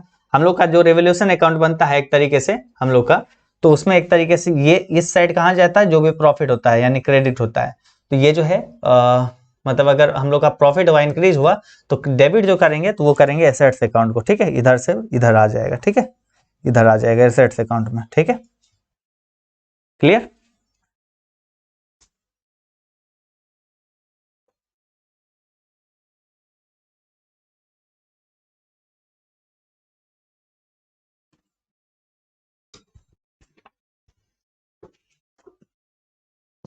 चलो आगे बढ़ते हैं।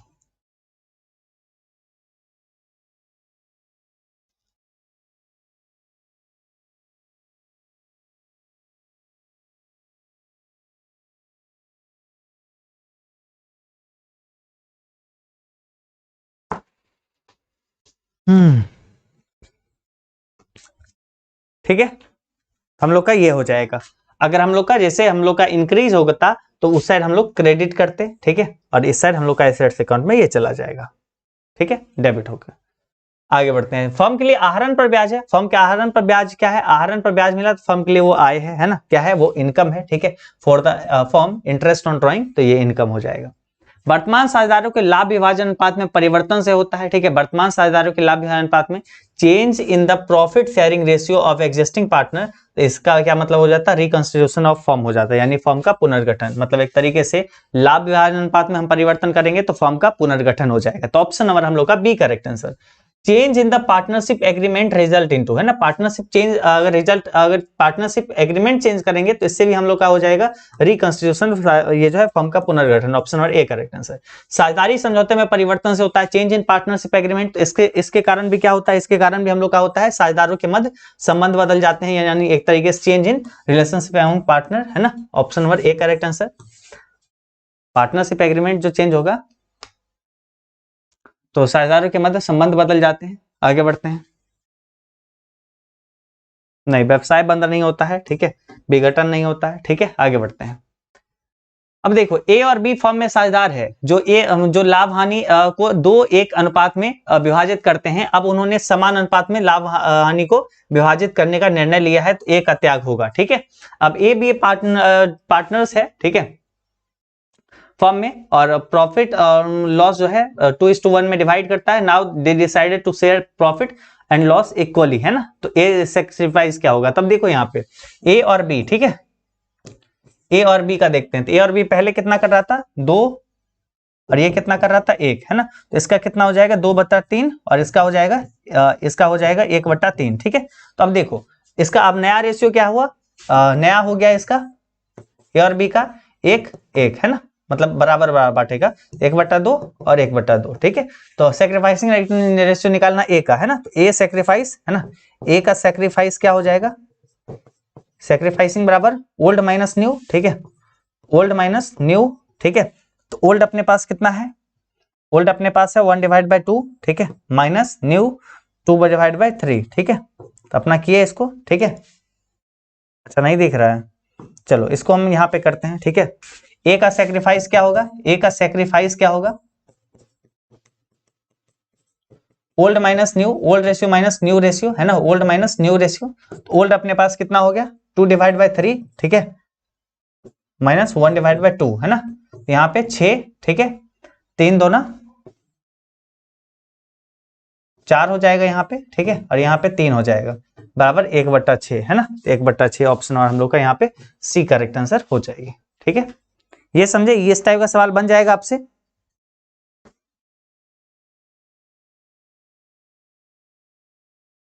चलो आगे बढ़ते हैं अगले सवाल पे।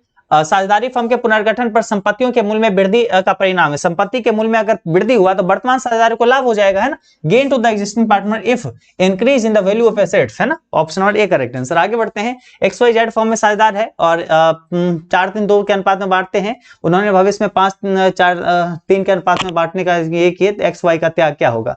बस, है ना। इसका अपने पास क्या हो गया? 4:3, है ना, 4:3:1, और इसका अब जो है न्यू हो गया 5:4:3, ठीक है। तो अपने लोग का बस ये क्या करना है? 4/4 3 7 1 8, है ना, 4/8 और 3/8 1/8, है ना। और यहाँ पे 4 5 9 और 12, है ना, 12। तो हम लोग को बस घटा लेना है, ठीक है। मतलब किसका पूछ रहा है? एक्स और वाई का, है ना। तो एक्स का यहाँ पे क्या हो जाएगा? ओल्ड माइनस न्यू, है ना, तो 4/8 माइनस 5/12 कर लेना, ये हो जाएगा। और y का पूछ रहा है ना, तो y का पूछ रहा है तो y का हो जाएगा 3/8 माइनस 4/12 बराबर कर लेना, आ जाएगा। ठीक है, ये आ जाएगा, ये दोनों जो आएगा वो हम लोग का आंसर हो जाएगा, जो कि हम लोग का ऑप्शन नंबर ए हो जाएगा। ठीक है, ऑप्शन नंबर ए। ठीक,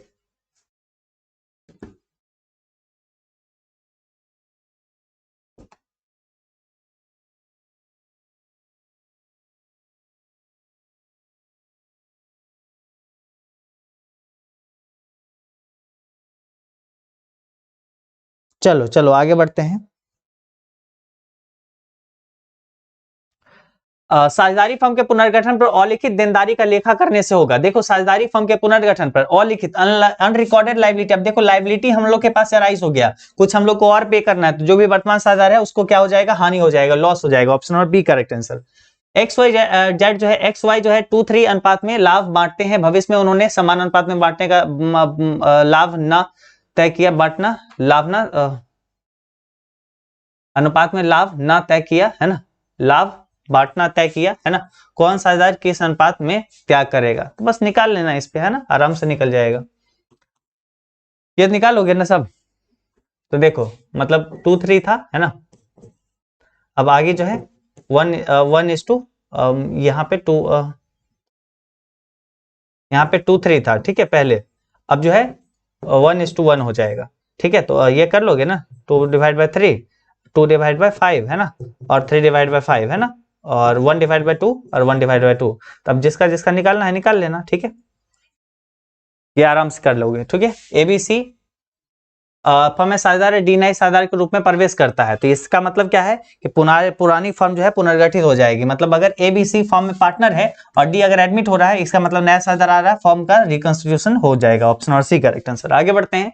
पूंजी पर ब्याज को सामान्यता मानना चाहिए। पूंजी पर ब्याज जो होता है उसको सामान्यता हम लोग को लाभ का विनियोग, एक तरीके से एनएप्रोप्रिएशन मानना चाहिए। ठीक है, generally the interest on capital considered an appropriation. ठीक है, क्या कहते हैं, एनएप्रोप्रिएशन। आगे बढ़ते हैं, अगले सवाल को देखिए, यहाँ पे 16 नंबर। ठीक है, 16 में अपने पास है recording of an unrecorded assets, है ना, on reconstruction of a partnership form will be, तो ये क्या हो जाएगा, ये हम लोग का हो जाएगा again to the existing partner.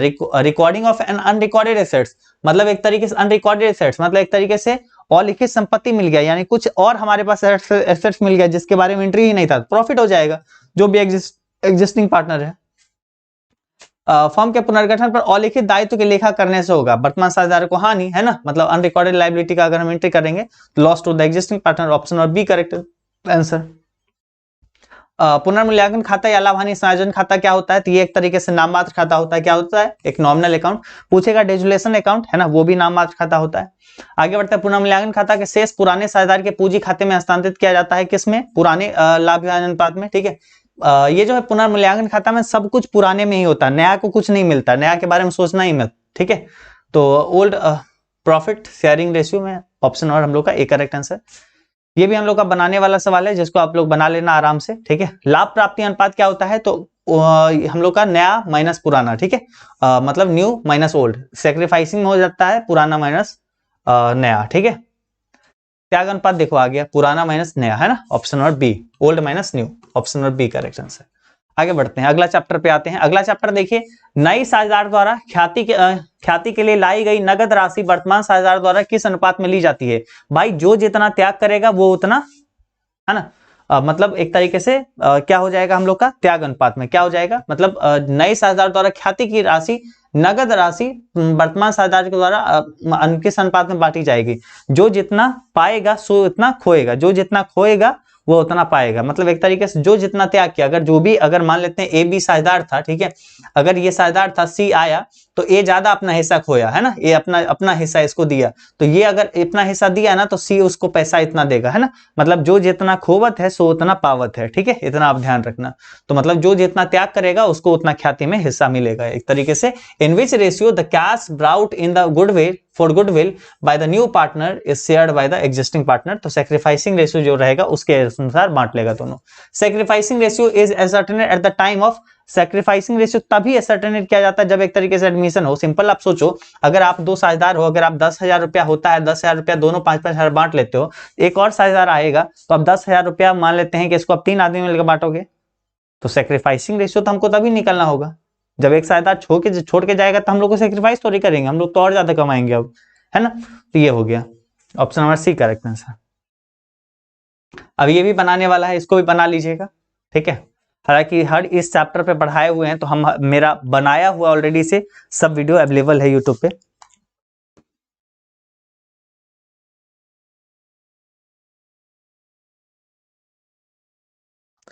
ठीक,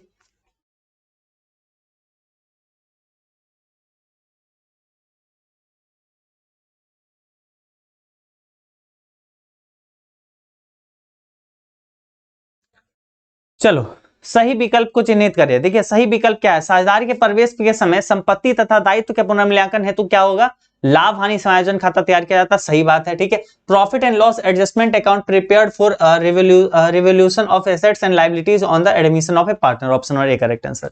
आगे बढ़ते हैं अगले सवाल पे। नए साझेदार द्वारा ख्याति की राशि नगद लाने पर पुराने साझेदार द्वारा बांटी जाती है। तो नए साझेदार द्वारा ख्याति की राशि लाई, तो जो पुराने साझेदार कैसे बांटेगा, जो जितना खोएगा, है ना, मतलब एक तरीके से जितना ज्यादा त्याग अनुपात होगा, जितना सेक्रीफाइस करेगा, उतना ही उसको नया पार्टनर के द्वारा लाया गया क्या जो रहता है वो बांटा जाता है, गुडविल का अमाउंट जो भी रहता है वो बांटा जाता है, ठीक है। पुनर्मूल्यांकन खाता में नाम पक्ष पर जमा पक्ष क्या दिखा है ना, एक्सेस ऑफ क्रेडिट साइड, है ना, क्रेडिट साइड, है ना, ओवर डेबिट साइड, है ना, डेबिट साइड के ऊपर क्रेडिट साइड ज्यादा है, तो एक तरीके से क्या अच्छा चीज है, प्रॉफिट है ना, प्रॉफिट है ना, प्रॉफिट है, ठीक है। इधर एक तरीके से जो भी एक तरीके से हम लोग का फायदा हुआ, जो इस साइड हम लोग का नुकसान हुआ, तो हम लोग का क्या हो गया, हम लोग का क्या हो गया, एक्सेस ऑफ क्रेडिट साइड, ये हम लोग का ज्यादा हो गया, ठीक है। तो यहाँ पे हम लोग प्रॉफिट को एंटर कर देंगे। चलो आगे बढ़ते हैं। नए साझेदार के ठहराव के बाद तैयार किए गए चिट्ठे में संपत्ति या दायित्व का लेखा किया जाता है, ठीक है। Balance sheet prepared after new partnership agreement, assets and liabilities are recorded at, assets and liabilities को रिकॉर्ड किया जाता है, वो क्या जाता है रिवोल्यूट फिगर पे, किस पे, मूल्यांकित मूल्य पर, ठीक है। एक तरीके से पुनर्मूल्यांकन खाता हम बनाएंगे, ठीक है। नए साझेदार जब प्रवेश करेगा तो हम उस एसेट्स का फिर से कीमत लगाएंगे, इतना का ये एसेट्स, तो पुनर्मूल्यांकित मूल्य पे हम लोग लगाते हैं, option number B correct answer. आगे बढ़ते हैं। सब कैलकुलेशन है, कैलकुलेशन वाला आराम से कर लेना, ठीक है। निम्न से कौन सा संपत्ति एक नए साझेदार के प्रवेश के समय पर और अनिवार्यता जो है पुनः मूल्यांकित की जाती है, तो अनिवार्यता जो है वो ख्याति, है ना, ख्याति जो रहती है यानी गुडविल जो रहती है, इसको आपको कंपलसरी है कि admission of a new partner के टाइम पे आपको कंपलसरी रिवैल्यूड करनी होगी, वो है गुडविल हो जाती है, ठीक है, गुडविल, ऑप्शन नंबर डी, ठीक है। फिर बनाने वाला, इसको बना लेना, बनाने वाला बना लेना, ठीक है, बना लेना, ठीक है। हाँ यहाँ पे देखो ये भी 3 4, हाँ ये भी बनाने वाला है, बना लेना, ये सब बन जाएगा ना, सबसे बन जाएगा। अब ये मत कहना कि भैया ये सब नहीं बनेगा, क्योंकि अब ये बनाने का समय थोड़ी है, प्रवेश दिया 3/4 बांटता है, तो नया लाभ विहार अनुपात क्या होगा, ठीक है। तो देखो सी को 1/5 मिला, तो सी बराबर 1 - 1 डिवाइड बाई 5, है ना, रेस्ट बराबर, ठीक है, रेस्ट कितना बाकी रहा, ठीक है, तो 5, ठीक है, 5 - 1 बराबर 4/5 बाकी बचा, ठीक है। तो इसमें तो अपने पास सी का हो गया 1/5, ठीक है। अब यहाँ पे ए का क्या बचा, ए का हो गया 4 3 7, 3/7, है ना, इंटू 4.5, ठीक है, 7 5 35 और 4 3 12, ठीक है। यहाँ पे 12 हो गया, और अपने पास बी का हो गया 4/7 इंटू 4/5, ठीक है, 7 5 35 और 4 6 16, ठीक है। तो अपने पास 12 16 और 7, है ना, 12 16 और 7, ऑप्शन और बी करेक्ट आंसर, ठीक है। चलो बनाने की कोशिश करना है इसको।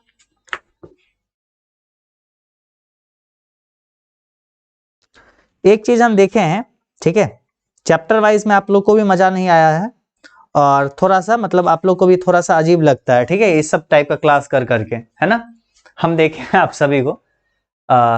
तो आगे का क्लास हम क्या प्लान करें, ठीक है, ये बात हमें बता दो, आगे का जो कल एक क्लास हम लेंगे, है ना, तो वो क्या चीज का प्लान करें, सिंपल गेस क्वेश्चन का ही करवा दे, ठीक है, वही करवा दें आप लोग के लिए, जो हम लोग के तरफ से फाइनल जो गेस आता है वही करवा देते हैं, क्या कि मतलब आज इस साइड हम देखें, ये इस तरफ के क्वेश्चंस को देखें, तो कल उस तरफ के क्वेश्चन को देखें, एक बार बोलिएगा इस चीज को, है ना, क्योंकि इस टाइप के सवाल जैसे रहता है ना, इसमें आप लोग को भी देखो बोरिंग टाइप का लगता है थोड़ा सा, एक ही टाइप का क्वेश्चंस प्रॉपरली, या उसमें क्या रहता है कि कई सारे क्वेश्चंस रहते हैं, है ना, तो उसमें एक अलग इंटरेस्ट भी आता है, मजा भी आता होगा आप लोग को, है ना, तो उस टाइप का ही करवा दे।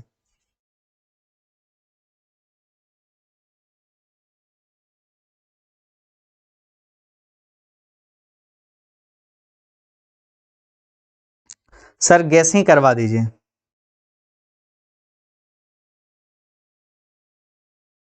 क्वेश्चन बैंक ऑलरेडी करवा दिया है चैनल पे, है ना, आप जाके चैनल पे देखना, गैस वाला ही करवा दीजिए sir.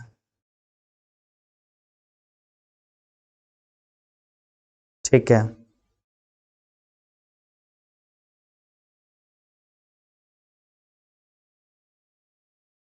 Full detailed gas, okay. तो देखो फुल डिटेल गेस तो एक तरीके से वही समझो कि आसपास हम 200 क्वेश्चंस लेंगे, है ना, 200 क्वेश्चंस, और कल 200 के 200 क्वेश्चंस आपको कंप्लीट करके आपको तब जानी होगी, है ना।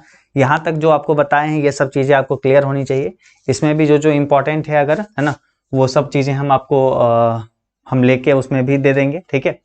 साझेदार के पूंजी खाते के प्रारंभिक शेष को क्रेडिट किया जाता है, ये कहाँ पे क्रेडिट किया जाता है, पूंजी पर ब्याज में, है ना, पूंजी पर ब्याज। Opening balance of partners capital account is credited with interest on capital, option और ए करेक्ट आंसर। नए साझेदार द्वारा नगद में लाई गई ख्याति होती है क्या चीज, ये बहुत इंपॉर्टेंट सवाल है, ठीक है। Share of goodwill brought in cash by new partner is premium, option और सी करेक्ट आंसर। आगे बढ़ते हैं अगले सवाल पे, ठीक है, बना लेना इसको, हो जाएगा। चलो आगे बढ़ते हैं। त्याग अनुपात का सूत्र होता है तो ओल्ड माइनस न्यू, है ना, ऑप्शन और बी करेक्ट आंसर, ठीक है। यहाँ पे जो है formula of sacrificing ratio old ratio minus new ratio, option और बी। आगे बढ़ते हैं। संचित लाभ और संचय का हस्तांतरण किया जाता है तो ये कहां पे किया जाता है, ये किया जाता है साझेदार के पूंजी खाते में, ठीक है। Accumulated profit and reserve are transfer to partners capital account, option और बी करेक्ट आंसर। साझेदारी फर्म के पुनर्गठन पर अलिखित देनदारी के लेखा करने से, देनदारी से मतलब एक तरीके से अनरिकॉर्डेड लाइबिलिटी, तो एक तरीके से वर्तमान साझेदार जो भी रहेगा एग्जिस्टिंग पार्टनर उसको लॉस हो जाएगा, ऑप्शन और बी करेक्ट आंसर। नए साझेदार के प्रवेश पर पुराने तुलन पत्र में दर्शाए गए संचय हस्तांतरित करेंगे तो सब पुराने साझेदार में, है ना, पुराने साझेदार के पूंजी खाते में, बिल्कुल नए साझेदार को तो इंक्लूड ही मत करना, ठीक है, नए साझेदार को तो इंक्लूड ही मत करना जब एक तरीके से हम लोग का बात हो क्या चीज का, जब एक तरीके से बात हो मतलब एक तरीके से नया साझेदार अप्रियर कर रहा होगा, है ना, तो उस समय उसको रोका जाएगा, क्योंकि भाई पहले रिकॉन्स्टिट्यूशन को पहले क्लियर करेंगे ना। चलिए तो मतलब एक तरीके से वही वाला चीजें हम करवा दें, या फिर कल एक तरीके से थ्योरी प्लस में वो दोनों का प्लान करें, ठीक है, थ्योरी प्लस वो दोनों का प्लान करें, तो दोनों का प्लान करते हैं, ठीक है। ए बी और सी जो है फर्म में साझेदार है, डी नए साझेदार के रूप में प्रवेश करता है तो एक तरीके से पुराने फर्म का पुनर्गठित होगा, ठीक है, ओल्ड पार्टनर्स रिकंस्टिट्यूट होगा, ठीक है, पार्टनरशिप फर्म। एक नए साझेदार के प्रवेश पर परिसंपत्तियों में हुई मूल्य में वृद्धि को नाम किया जाएगा, परिसंपत्तियों में मूल्य वृद्धि को जो एक तरीके से संपत्ति खाता में, किसमें, एसेट्स अकाउंट में। आगे बढ़ते हैं। किसी नए साझेदार के प्रवेश पर अवतरित लाभों की जो कि पुरानी फर्म के चिट्ठा में दर्शाई गई है पूंजी खाते में हस्तांतरित होंगे तो ये एक तरीके से होगा पुराने साझेदार के पुराने लाभ विभाजन अनुपात में, ऑप्शन और A correct answer. Z is admitted in the firm for 1/4 share in the profit for which he brings 30,000 of for goodwill, it will be taken away by the old partners X and Y, है ना, तो क्या हो जाएगा,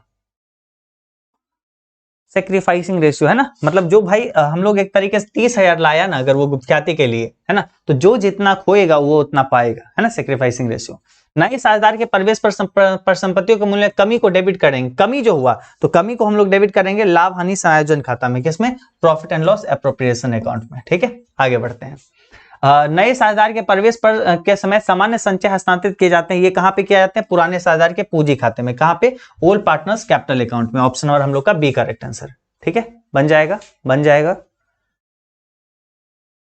चलिए profit and loss on revaluation borne by, तो ये एक तरीके से ओल्ड पार्टनर्स, पुराने साझेदार ही सहेगा। पुनर्मूल्यांकन पर लाभ जो है नया साझेदार को यहाँ से कोई लेना देना नहीं, सब पुराने साझेदार, ठीक है। जब नया साझेदार ख्याति की रकम के लिए नगद देता है तो फर्म के बहियों में उस रकम को डेबिट करना चाहिए। वो डेबिट होता है रोकर खाते में, कहाँ पे, कैश अकाउंट में। ऑप्शन और बी करेक्ट आंसर। आगे बढ़ते हैं। नए साझेदार द्वारा ख्याति की नगद लाने को हम लोग कहते हैं अधिमूल्य, है ना। कैश जो लाता है, गुडविल का अमाउंट जो लाता है उसको कहते हैं प्रीमियम, ठीक है। पुनर्मूल्यांकन खाता का लाभ हानि समायोजन खाता का शेष पुराने साझेदार के पूंजी खाते में हस्तांतरित किया जाता है। किसमें, तो पुराने लाभ विभाजन अनुपात में, ठीक है, ओल्ड प्रॉफिट शेयरिंग रेशियो में, ठीक। फिर उसके बाद जो है हम लोग का एक तरीके से यहाँ पे आ जाता है रिटायरिंग, ठीक है। एक साझेदार के अवकाश ग्रहण करने पर संचित लाभों को किसके पूंजी खाते में जमा किया जाएगा, तो एक तरीके से संचित लाभ जो रहेगा वो सभी साझेदार के पुराने अनुपात में। On the retirement of a partner any accumulated profit should be credited to the capital account of dash all partner हो जाएगा, all partner in old profit sharing ratio. On the retirement of a partner reserve should be transferred to the capital account of जो reserve रहेगा वो एक तरीके से सभी साझेदार को मिल जाएगा, है ना, सभी साझेदार को। सामान्य संचय की राशि सभी साझेदारों के पूंजी खाते में हस्तांतरित किया जाएगा एक तरीके से पुराने लाभ विभाजन अनुपात में, ओल्ड प्रॉफिट शेयरिंग रेशियो में। On the retirement of a partner full amount of goodwill is credit to the capital account of, ये सब रिटायरिंग पार्टनर, रिमेनिंग पार्टनर, तो ये सभी को हो जाएगा, ये नहीं, है ना। On the retirement of a partner full amount of goodwill is credited to the capital account of, इस सब में किसी में नहीं, ऑप्शन और डी, ठीक है। बाहर जाने वाले साझेदार, है ना, शेष साझेदारों के पक्ष में फर्म में भावी लाभों में त्याग के लिए क्षतिपूर्ति की जाती है। शेष साझेदार ऐसी क्षतिपूर्ति का अंश करते हैं, ठीक है, तो लाभ प्राप्ति अनुपात में, ठीक है, गेनिंग रेशियो में। ऑप्शन और हम लोग का ए करेक्ट आंसर।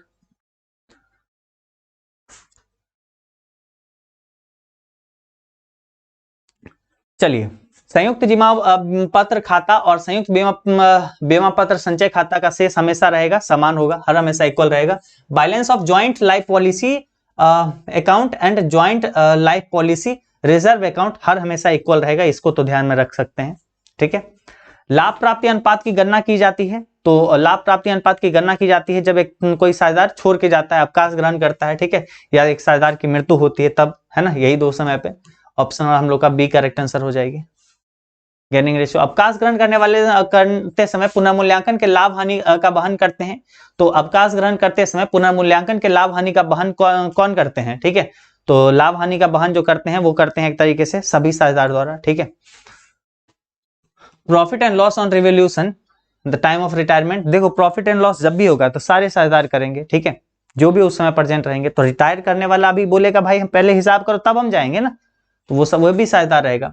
एक साझेदार के अवकाश ग्रहण करने के समय सभी साझेदारों के लिए फर्म में संयुक्त बीमा पॉलिसी जो रहता है उसके विरुद्ध फर्म के बीमा कंपनी से प्राप्त करते हैं, तो ये करते हैं पॉलिसी राशि, क्या करते हैं, पॉलिसी राशि प्राप्त करते हैं। Option number C correct answer, ठीक है, पॉलिसी अमाउंट इसको मिलता है, ठीक है। सरेंडर अमाउंट एक तरीके से छोटा पड़ जाता है उसमें। चलो आगे बढ़ते हैं। How unrecorded assets are treated at the time of retirement of a partner. Unrecorded तो एक तरीके से वो हो जाता है पुनर्मूल्यांकन खाता में डेबिट हो जाता है, ठीक है। अनरिकॉर्डेड एसेट जो रहता है डेबिट हो जाता है, रिवोल्यूशन अकाउंट मतलब एक सॉरी वो क्या हो जाता है, क्रेडिट हो जाता है, क्या हो जाता है, क्रेडिट हो जाता है ना। Option number A correct answer हो जाएगी। आगे बढ़ते हैं। अगला सवाल है कि एक साझेदार के अवकाश ग्रहण करने पर संपत्ति और दायित्व के पुनर्मूल्यांकन में लाभ पूंजी खाते में जमा किए जाने चाहिए, क्या चीज, तो जमा किए जाने चाहिए सभी साझेदार के पुराने लाभ विभाजन अनुपात में, है ना। Option number A correct answer. संपत्ति और दायित्व के पुनर्मूल्यांकन के लाभ को सारे साझेदार में बांट देना चाहिए, ऑप्शन नंबर ए, ठीक है। अगला सवाल अपने पास है, साझेदार की मृत्यु के पर जो है अंतिम भुगतान होती है ना, निष्पादन खाता में, बहुत इंपॉर्टेंट सवाल है। On the death of partner payment are made through, तो एग्जीक्यूटर अकाउंट में पेमेंट जो मेड किया जाता है वो कहाँ पे, एग्जीक्यूटर अकाउंट। एक साझेदार की मृत्यु हो गई तो एग्जीक्यूटर अकाउंट यानी उसका उत्तराधिकारी जो रहेगा उसको पैसा सब मिल जाएगा उस कंपनी के बारे में, है ना।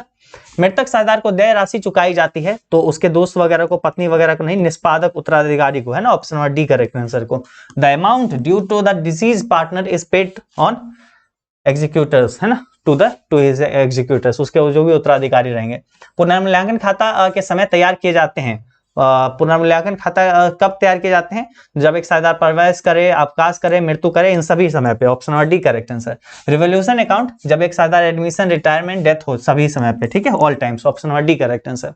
संयुक्त जीवन पर है ना, सभी साझेदारों के संयुक्त जीवन पर ली गई बीमा पॉलिसी होती है, तो वो होती है संयुक्त जीवन पॉलिसी, है ना।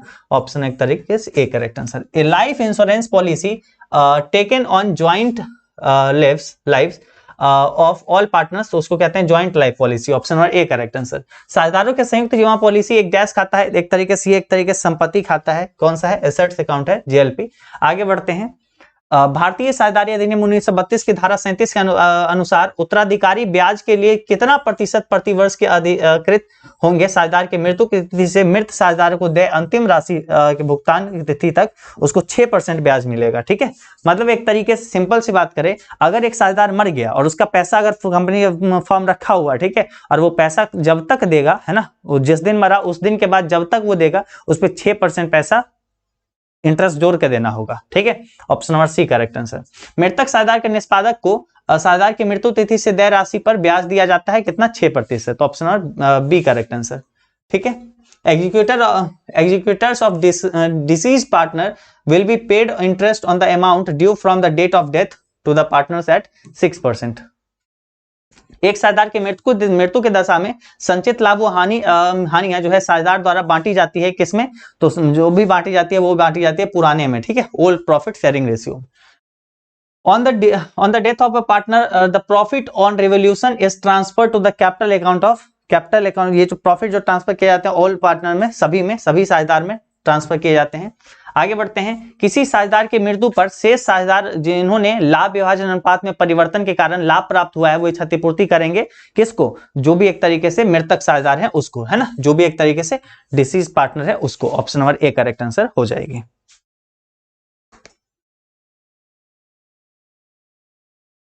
चलो आगे बढ़ते हैं। एक साझेदार के मृत्यु होने पर सभी साझेदारों के लिए ली गई संयुक्त बीमा पॉलिसी के लिए फर्म कंपनी से डैश प्राप्त करेगी, तो ये कंपनी से पॉलिसी राशि प्राप्त करती है, पॉलिसी अमाउंट प्राप्त करती है। On death of a partner the firm get policy amount for joint life policy taken for all the partners.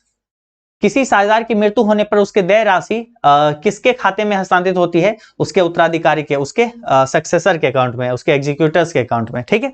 अब अगला इसके पूरे लास्ट चैप्टर, ठीक है, मतलब एक तरीके से डेजोलेशन अपने पास आ गया। विविध लेनदार 10,000 थे, उन्हें 5% छूट पर भुगतान की गई, तो वसूली खाते में डेबिट करेंगे। तो देखो 10,000 का एक तरीके से हम लोग अगर निकाले, ठीक है, 10,000 का अगर 5% आप लेस करो, ठीक है, 5% लेस करो तो ये कितना हो जाता है? 10,000 का 5% 9500, है ना। तो हम लोग एक तरीके से 95% शो करेंगे, है ना, क्योंकि 5% अभी हमको डिस्काउंट में मिल गया, तो 9500 शो करेंगे या 500 नहीं करेंगे ना, बस यही तो फंसाने के लिए करता है, ठीक है। Sundry creditor 10,000 were paid at 5% discount, realisation account will be debited. तो रियलाइजेशन अकाउंट में जो हम लोग डेबिटेड करेंगे तो सन्ड्री क्रेडिटर जो हम लोग पे किए हैं वो 9500 किए हैं, है ना, 500 थोड़ी किए हैं, 500 तो डिस्काउंट मिल रहा है। पे टोटल कितना किया? 9500, 900, 500, 9,500। Option number B correct answer, ठीक है।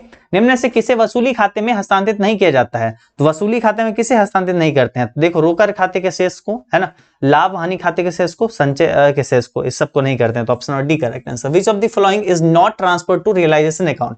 तो बैलेंस ऑफ कैश अकाउंट, है ना, balance of profit and loss account, balance of reserve, ये सब को नहीं करते हैं। तो ऑप्शन नंबर हम लोग का डी करेक्ट आंसर हो जाएगी। वसूली खाते के लाभ हानि को साझेदारों में बांटा जाता है, किसमें? लाभ हानि को बांटा जाता है एक तरीके से लाभ विभाजन अनुपात में, ठीक है, लाभ हानि अनुपात में, ठीक है, प्रॉफिट एंड लॉस रेशियो में, ठीक है। जो भी एक तरीके से वो बनाया होगा, एग्रीमेंट होगा, प्रॉफिट एंड लॉस जो भी बनाया होगा उस रेशियो में, है ना। Profit and loss of realisation account is shared by the partner, profit loss ratio में, ठीक है। फर्म के विघटन पर बैंक अधिविकर्ष हस्तांतरित करेंगे, तो बैंक अधिविकर्ष जो ट्रांसफर करेंगे वो करेंगे वसूली खाता में, रियलाइजेशन अकाउंट में, है ना, बैंक अधिविकर्ष में ट्रांसफर करेंगे, यहाँ पे रियलाइजेशन अकाउंट में। आगे बढ़ते हैं। फर्म के समापन पर सबसे अंत में कौन सा खाता? सबसे अंत में हम लोग रोकर या बैंक खाता, है ना, सबसे लास्ट में हम लोग कैश अकाउंट और बैंक अकाउंट ओपन करते हैं। For the firm dissolution which one of the following account should be prepared at the last? सबसे लास्ट में कैश और बैंक अकाउंट। आगे बढ़ते हैं। फर्म के विघटन पर साझेदार के ऋण खाते को हस्तांतरित करेंगे। On dissolution of a firm partners loan account is transfer to, है ना, partners loan account is transfer to, तो पार्टनर्स के लोन अकाउंट जो है वसूली खाते में नहीं, पार्टनर्स इसमें नहीं करते हैं, उसका अलग से लोन अकाउंट आता है ना, साझेदार के पूंजी खाते में नहीं, साझेदार के चालू खाते में नहीं, तो option number D correct answer. ठीक है, on the dissolution of firm partners loan account is transfer to realisation account, no, partnership capital account, no, partners current account, no, तो option number D correct answer. ठीक है, आगे बढ़ते हैं। Firm can be voluntary dissolve, तो ये हो जाता है वॉलेंट्री डिसॉल्व। देखो वॉलेंट्री डिसॉल्व कोई भी एक पार्टनर कर सकता है, ठीक है, यहाँ पे सब जगह बहुमत के आधार पर दिया हुआ, लेकिन नहीं, है ना, कोई भी एक साझेदार किसी को भी अगर एक ये दे देता है, नोटिस देके अपना वो छोड़ सकता है, फर्म को बंद करने का आदेश दे सकता है, ऑप्शन नंबर डी होगा इसमें। ठीक है, ऑप्शन नंबर डी। इसका पूरा रीजन, पूरा क्या सेक्शन के, कौन सा सेक्शन के तहत आता है, हम एक वीडियो में बताए हुए थे। आगे बढ़ते हैं। एक साझेदारी फर्म के समापन की दशा में संदिग्ध ऋण आयोजन का हस्तांतरण किया जाता है, किसमें, तो एक तरीके से वसूली खाता में। ठीक है, रियलाइजेशन अकाउंट में, ऑप्शन नंबर हम लोग का ए करेक्ट आंसर हो जाएगी। फर्म के समापन पर वसूली खाता के हानि को किस खाते में डेबिट किया जाएगा, वसूली खाते के हानि को एक तरीके से हम लोग भेजते हैं साझेदार के पूंजी खाते में। ठीक है, on dissolution of firm loss on realisation account is debited to which account, तो पार्टनर्स कैपिटल अकाउंट। आगे बढ़ते हैं। वसूली खाता है, तो वसूली खाता एक नाममात्र खाता है, एक तरीके से ये क्या है, एक नॉमिनल अकाउंट है। क्वेश्चन बहुत इंपॉर्टेंट है, याद रखेंगे। ठीक है, फॉर्म के समापन पर होने वाले व्यय को हम लोग कहते हैं वसूली व्यय, यानी expense on dissolution of form is called realisation account expense. ये आपके लिए बहुत ज्यादा जरूरी है। ठीक है, option number A correct answer.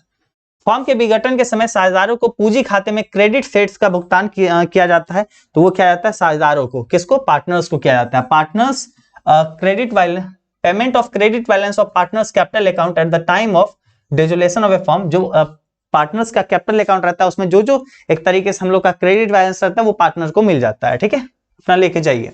निम्न में से किसे वसूली खाता में हस्तांतरित किया जाता है, ठीक है, वसूली खाता में हस्तांतरित किया जाता है रोकड़ खाते के शेष को, नहीं, लाभ हानि खाते के, संपत्ति के विक्रय से प्राप्त, हाँ बिल्कुल, संपत्ति के जो विक्रय से प्राप्त हुआ राशि उसको तो हम लोग डालेंगे ना रियलाइजेशन अकाउंट में। ठीक है, रियलाइजेशन अकाउंट में कौन ट्रांसफर करते हैं, बैलेंस ऑफ कैश अकाउंट, नहीं, profit and loss, no, account amount realise from sale of assets, तो बिल्कुल option number C correct answer. ठीक है, साझेदार के दिवालिया होने पर किस प्रकार का समापन है, तो ये एक तरीके से हम लोग का अनिवार्य समापन है ना, साझेदार दिवालिया हो गया, कंपलसरी डिसोल्यूशन है ना, इंसॉल्वेंसी ऑफ ए पार्टनर। ठीक है, तो option number A correct answer.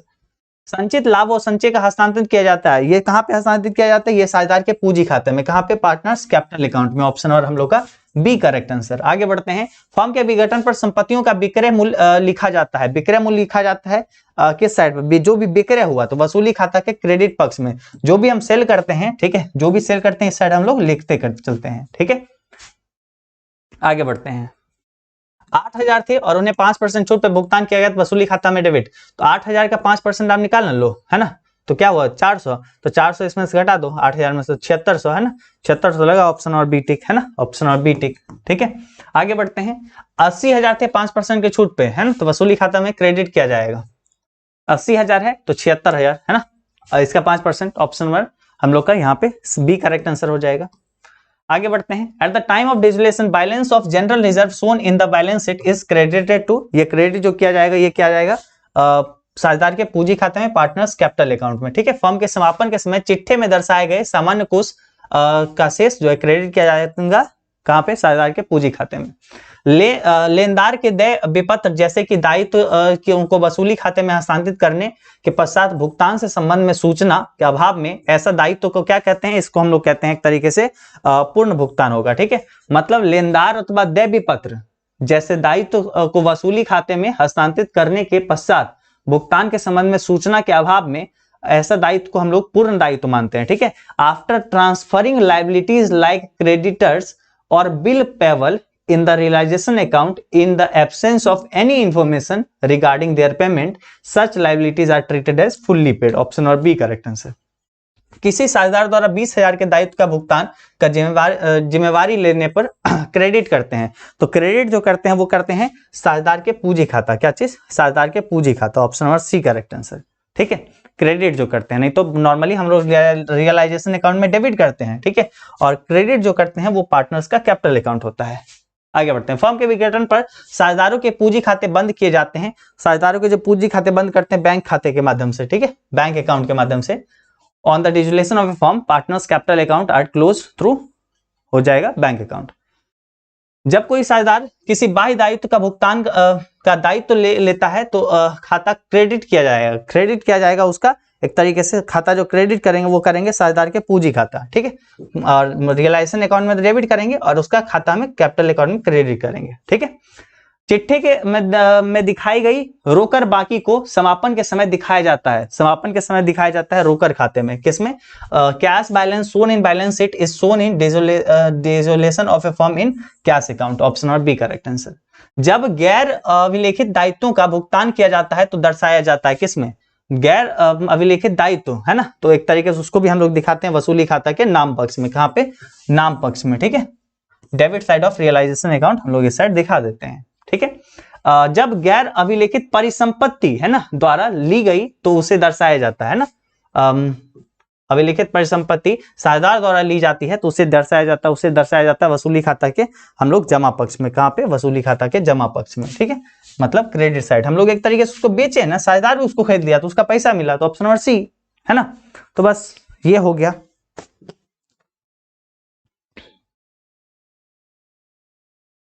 ये हो गया टोटल का टोटल ऑब्जेक्टिव, ठीक है। जो लोग कर लिए बहुत अच्छा, है ना, हम बिल्कुल पढ़ा दिए। और लेकिन कल जो है तैयार रहना, कल जो है एकदम खास क्लास लेंगे, ठीक है, पूरा डिटेल में समझाते हुए और कंप्लीट एक तरीके से लगभग 200-250 क्वेश्चन के आसपास रहेगा, 250 क्वेश्चन के आसपास, ठीक है। उन सारे सवालों को एक बार देख लेना, पूरा का पूरा शुरू से लेकर अंत तक आपका पूरा बुक से रहने वाली है, ठीक है।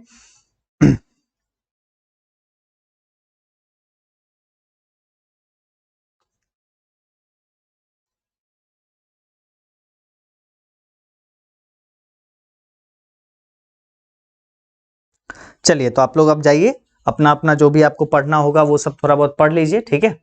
और आगे का तैयारी आप करिएगा। हम जो है ना सब्जेक्टिव क्वेश्चन में भी करते हैं, क्या है कि आपको नोट्स दे देते हैं, ठीक है, एजुकेशन बाय आपके कम्युनिटी टैब पे, ठीक है। और साथ ही साथ जो है मतलब नीचे जो है कहाँ पे ये टेलीग्राम का लिंक है एजुकेशन का, वहां पे हम दे देंगे, ठीक है, सब्जेक्टिव क्वेश्चन।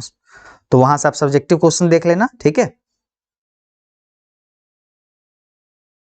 और कल एक तरीके से समझो कि मतलब पूरा का पूरा अकाउंट का सारा गेस आपको एक तरीके से हम करवा देंगे, ऑब्जेक्टिव वगैरह, ठीक है, कंप्लीट अच्छे तरीके से आपको वो करवा देंगे। उन सारे सवालों को देख लेना, अच्छे से जाना, एग्जाम देना, मस्त आपका एग्जाम जाएगा, नो वरी, उसमें कोई दिक्कत नहीं है। आज ये जो आपका हुआ एडिशनल में आपको करवा दिए, अगर एक्स्ट्रा क्वेश्चन वगैरह भी आएगी तो वो सब भी आप बना सकते हैं, ठीक है।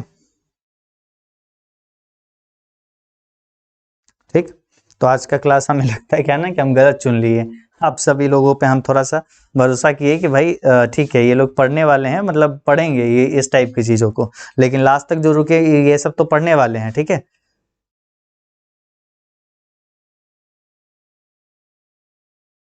एक बच्चे बोल रहे सर आज सिर्फ 27 क्वेश्चन करवाइएगा, नहीं तो 27 क्वेश्चन नहीं, आज हम लगभग 250 क्वेश्चन प्लस करवाए हैं, ठीक है, 250 क्वेश्चन प्लस करवाए, हर चैप्टर बाय चैप्टर था ना, तो इस तरीके से था, ठीक है।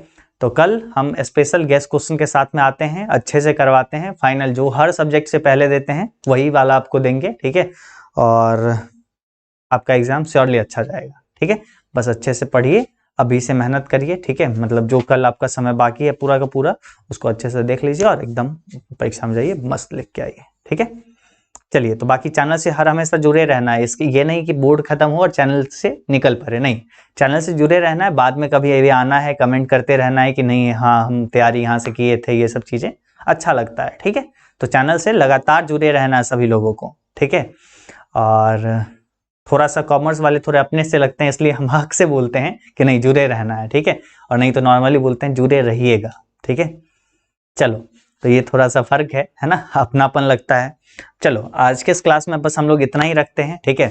हम लोग कल मिलते हैं स्पेशल क्लास में, ठीक है, खास इंपॉर्टेंट क्लास में। कोशिश करते हैं 7 या 8 बजे कुछ ऐसी क्लास लगाते हैं और एकदम अच्छे तरीके से सारे प्रश्नों को देखेंगे। आप सभी लोग एकदम से आप जो है उस सारे क्लास को शेयर करके रखिएगा, है ना, अपने सारे दोस्तों को बता के रखिएगा, सब जगह एकदम फैला के रखिएगा कि भाई 8 बजे क्लास, 8 बजे ही लगाते हैं, ठीक है।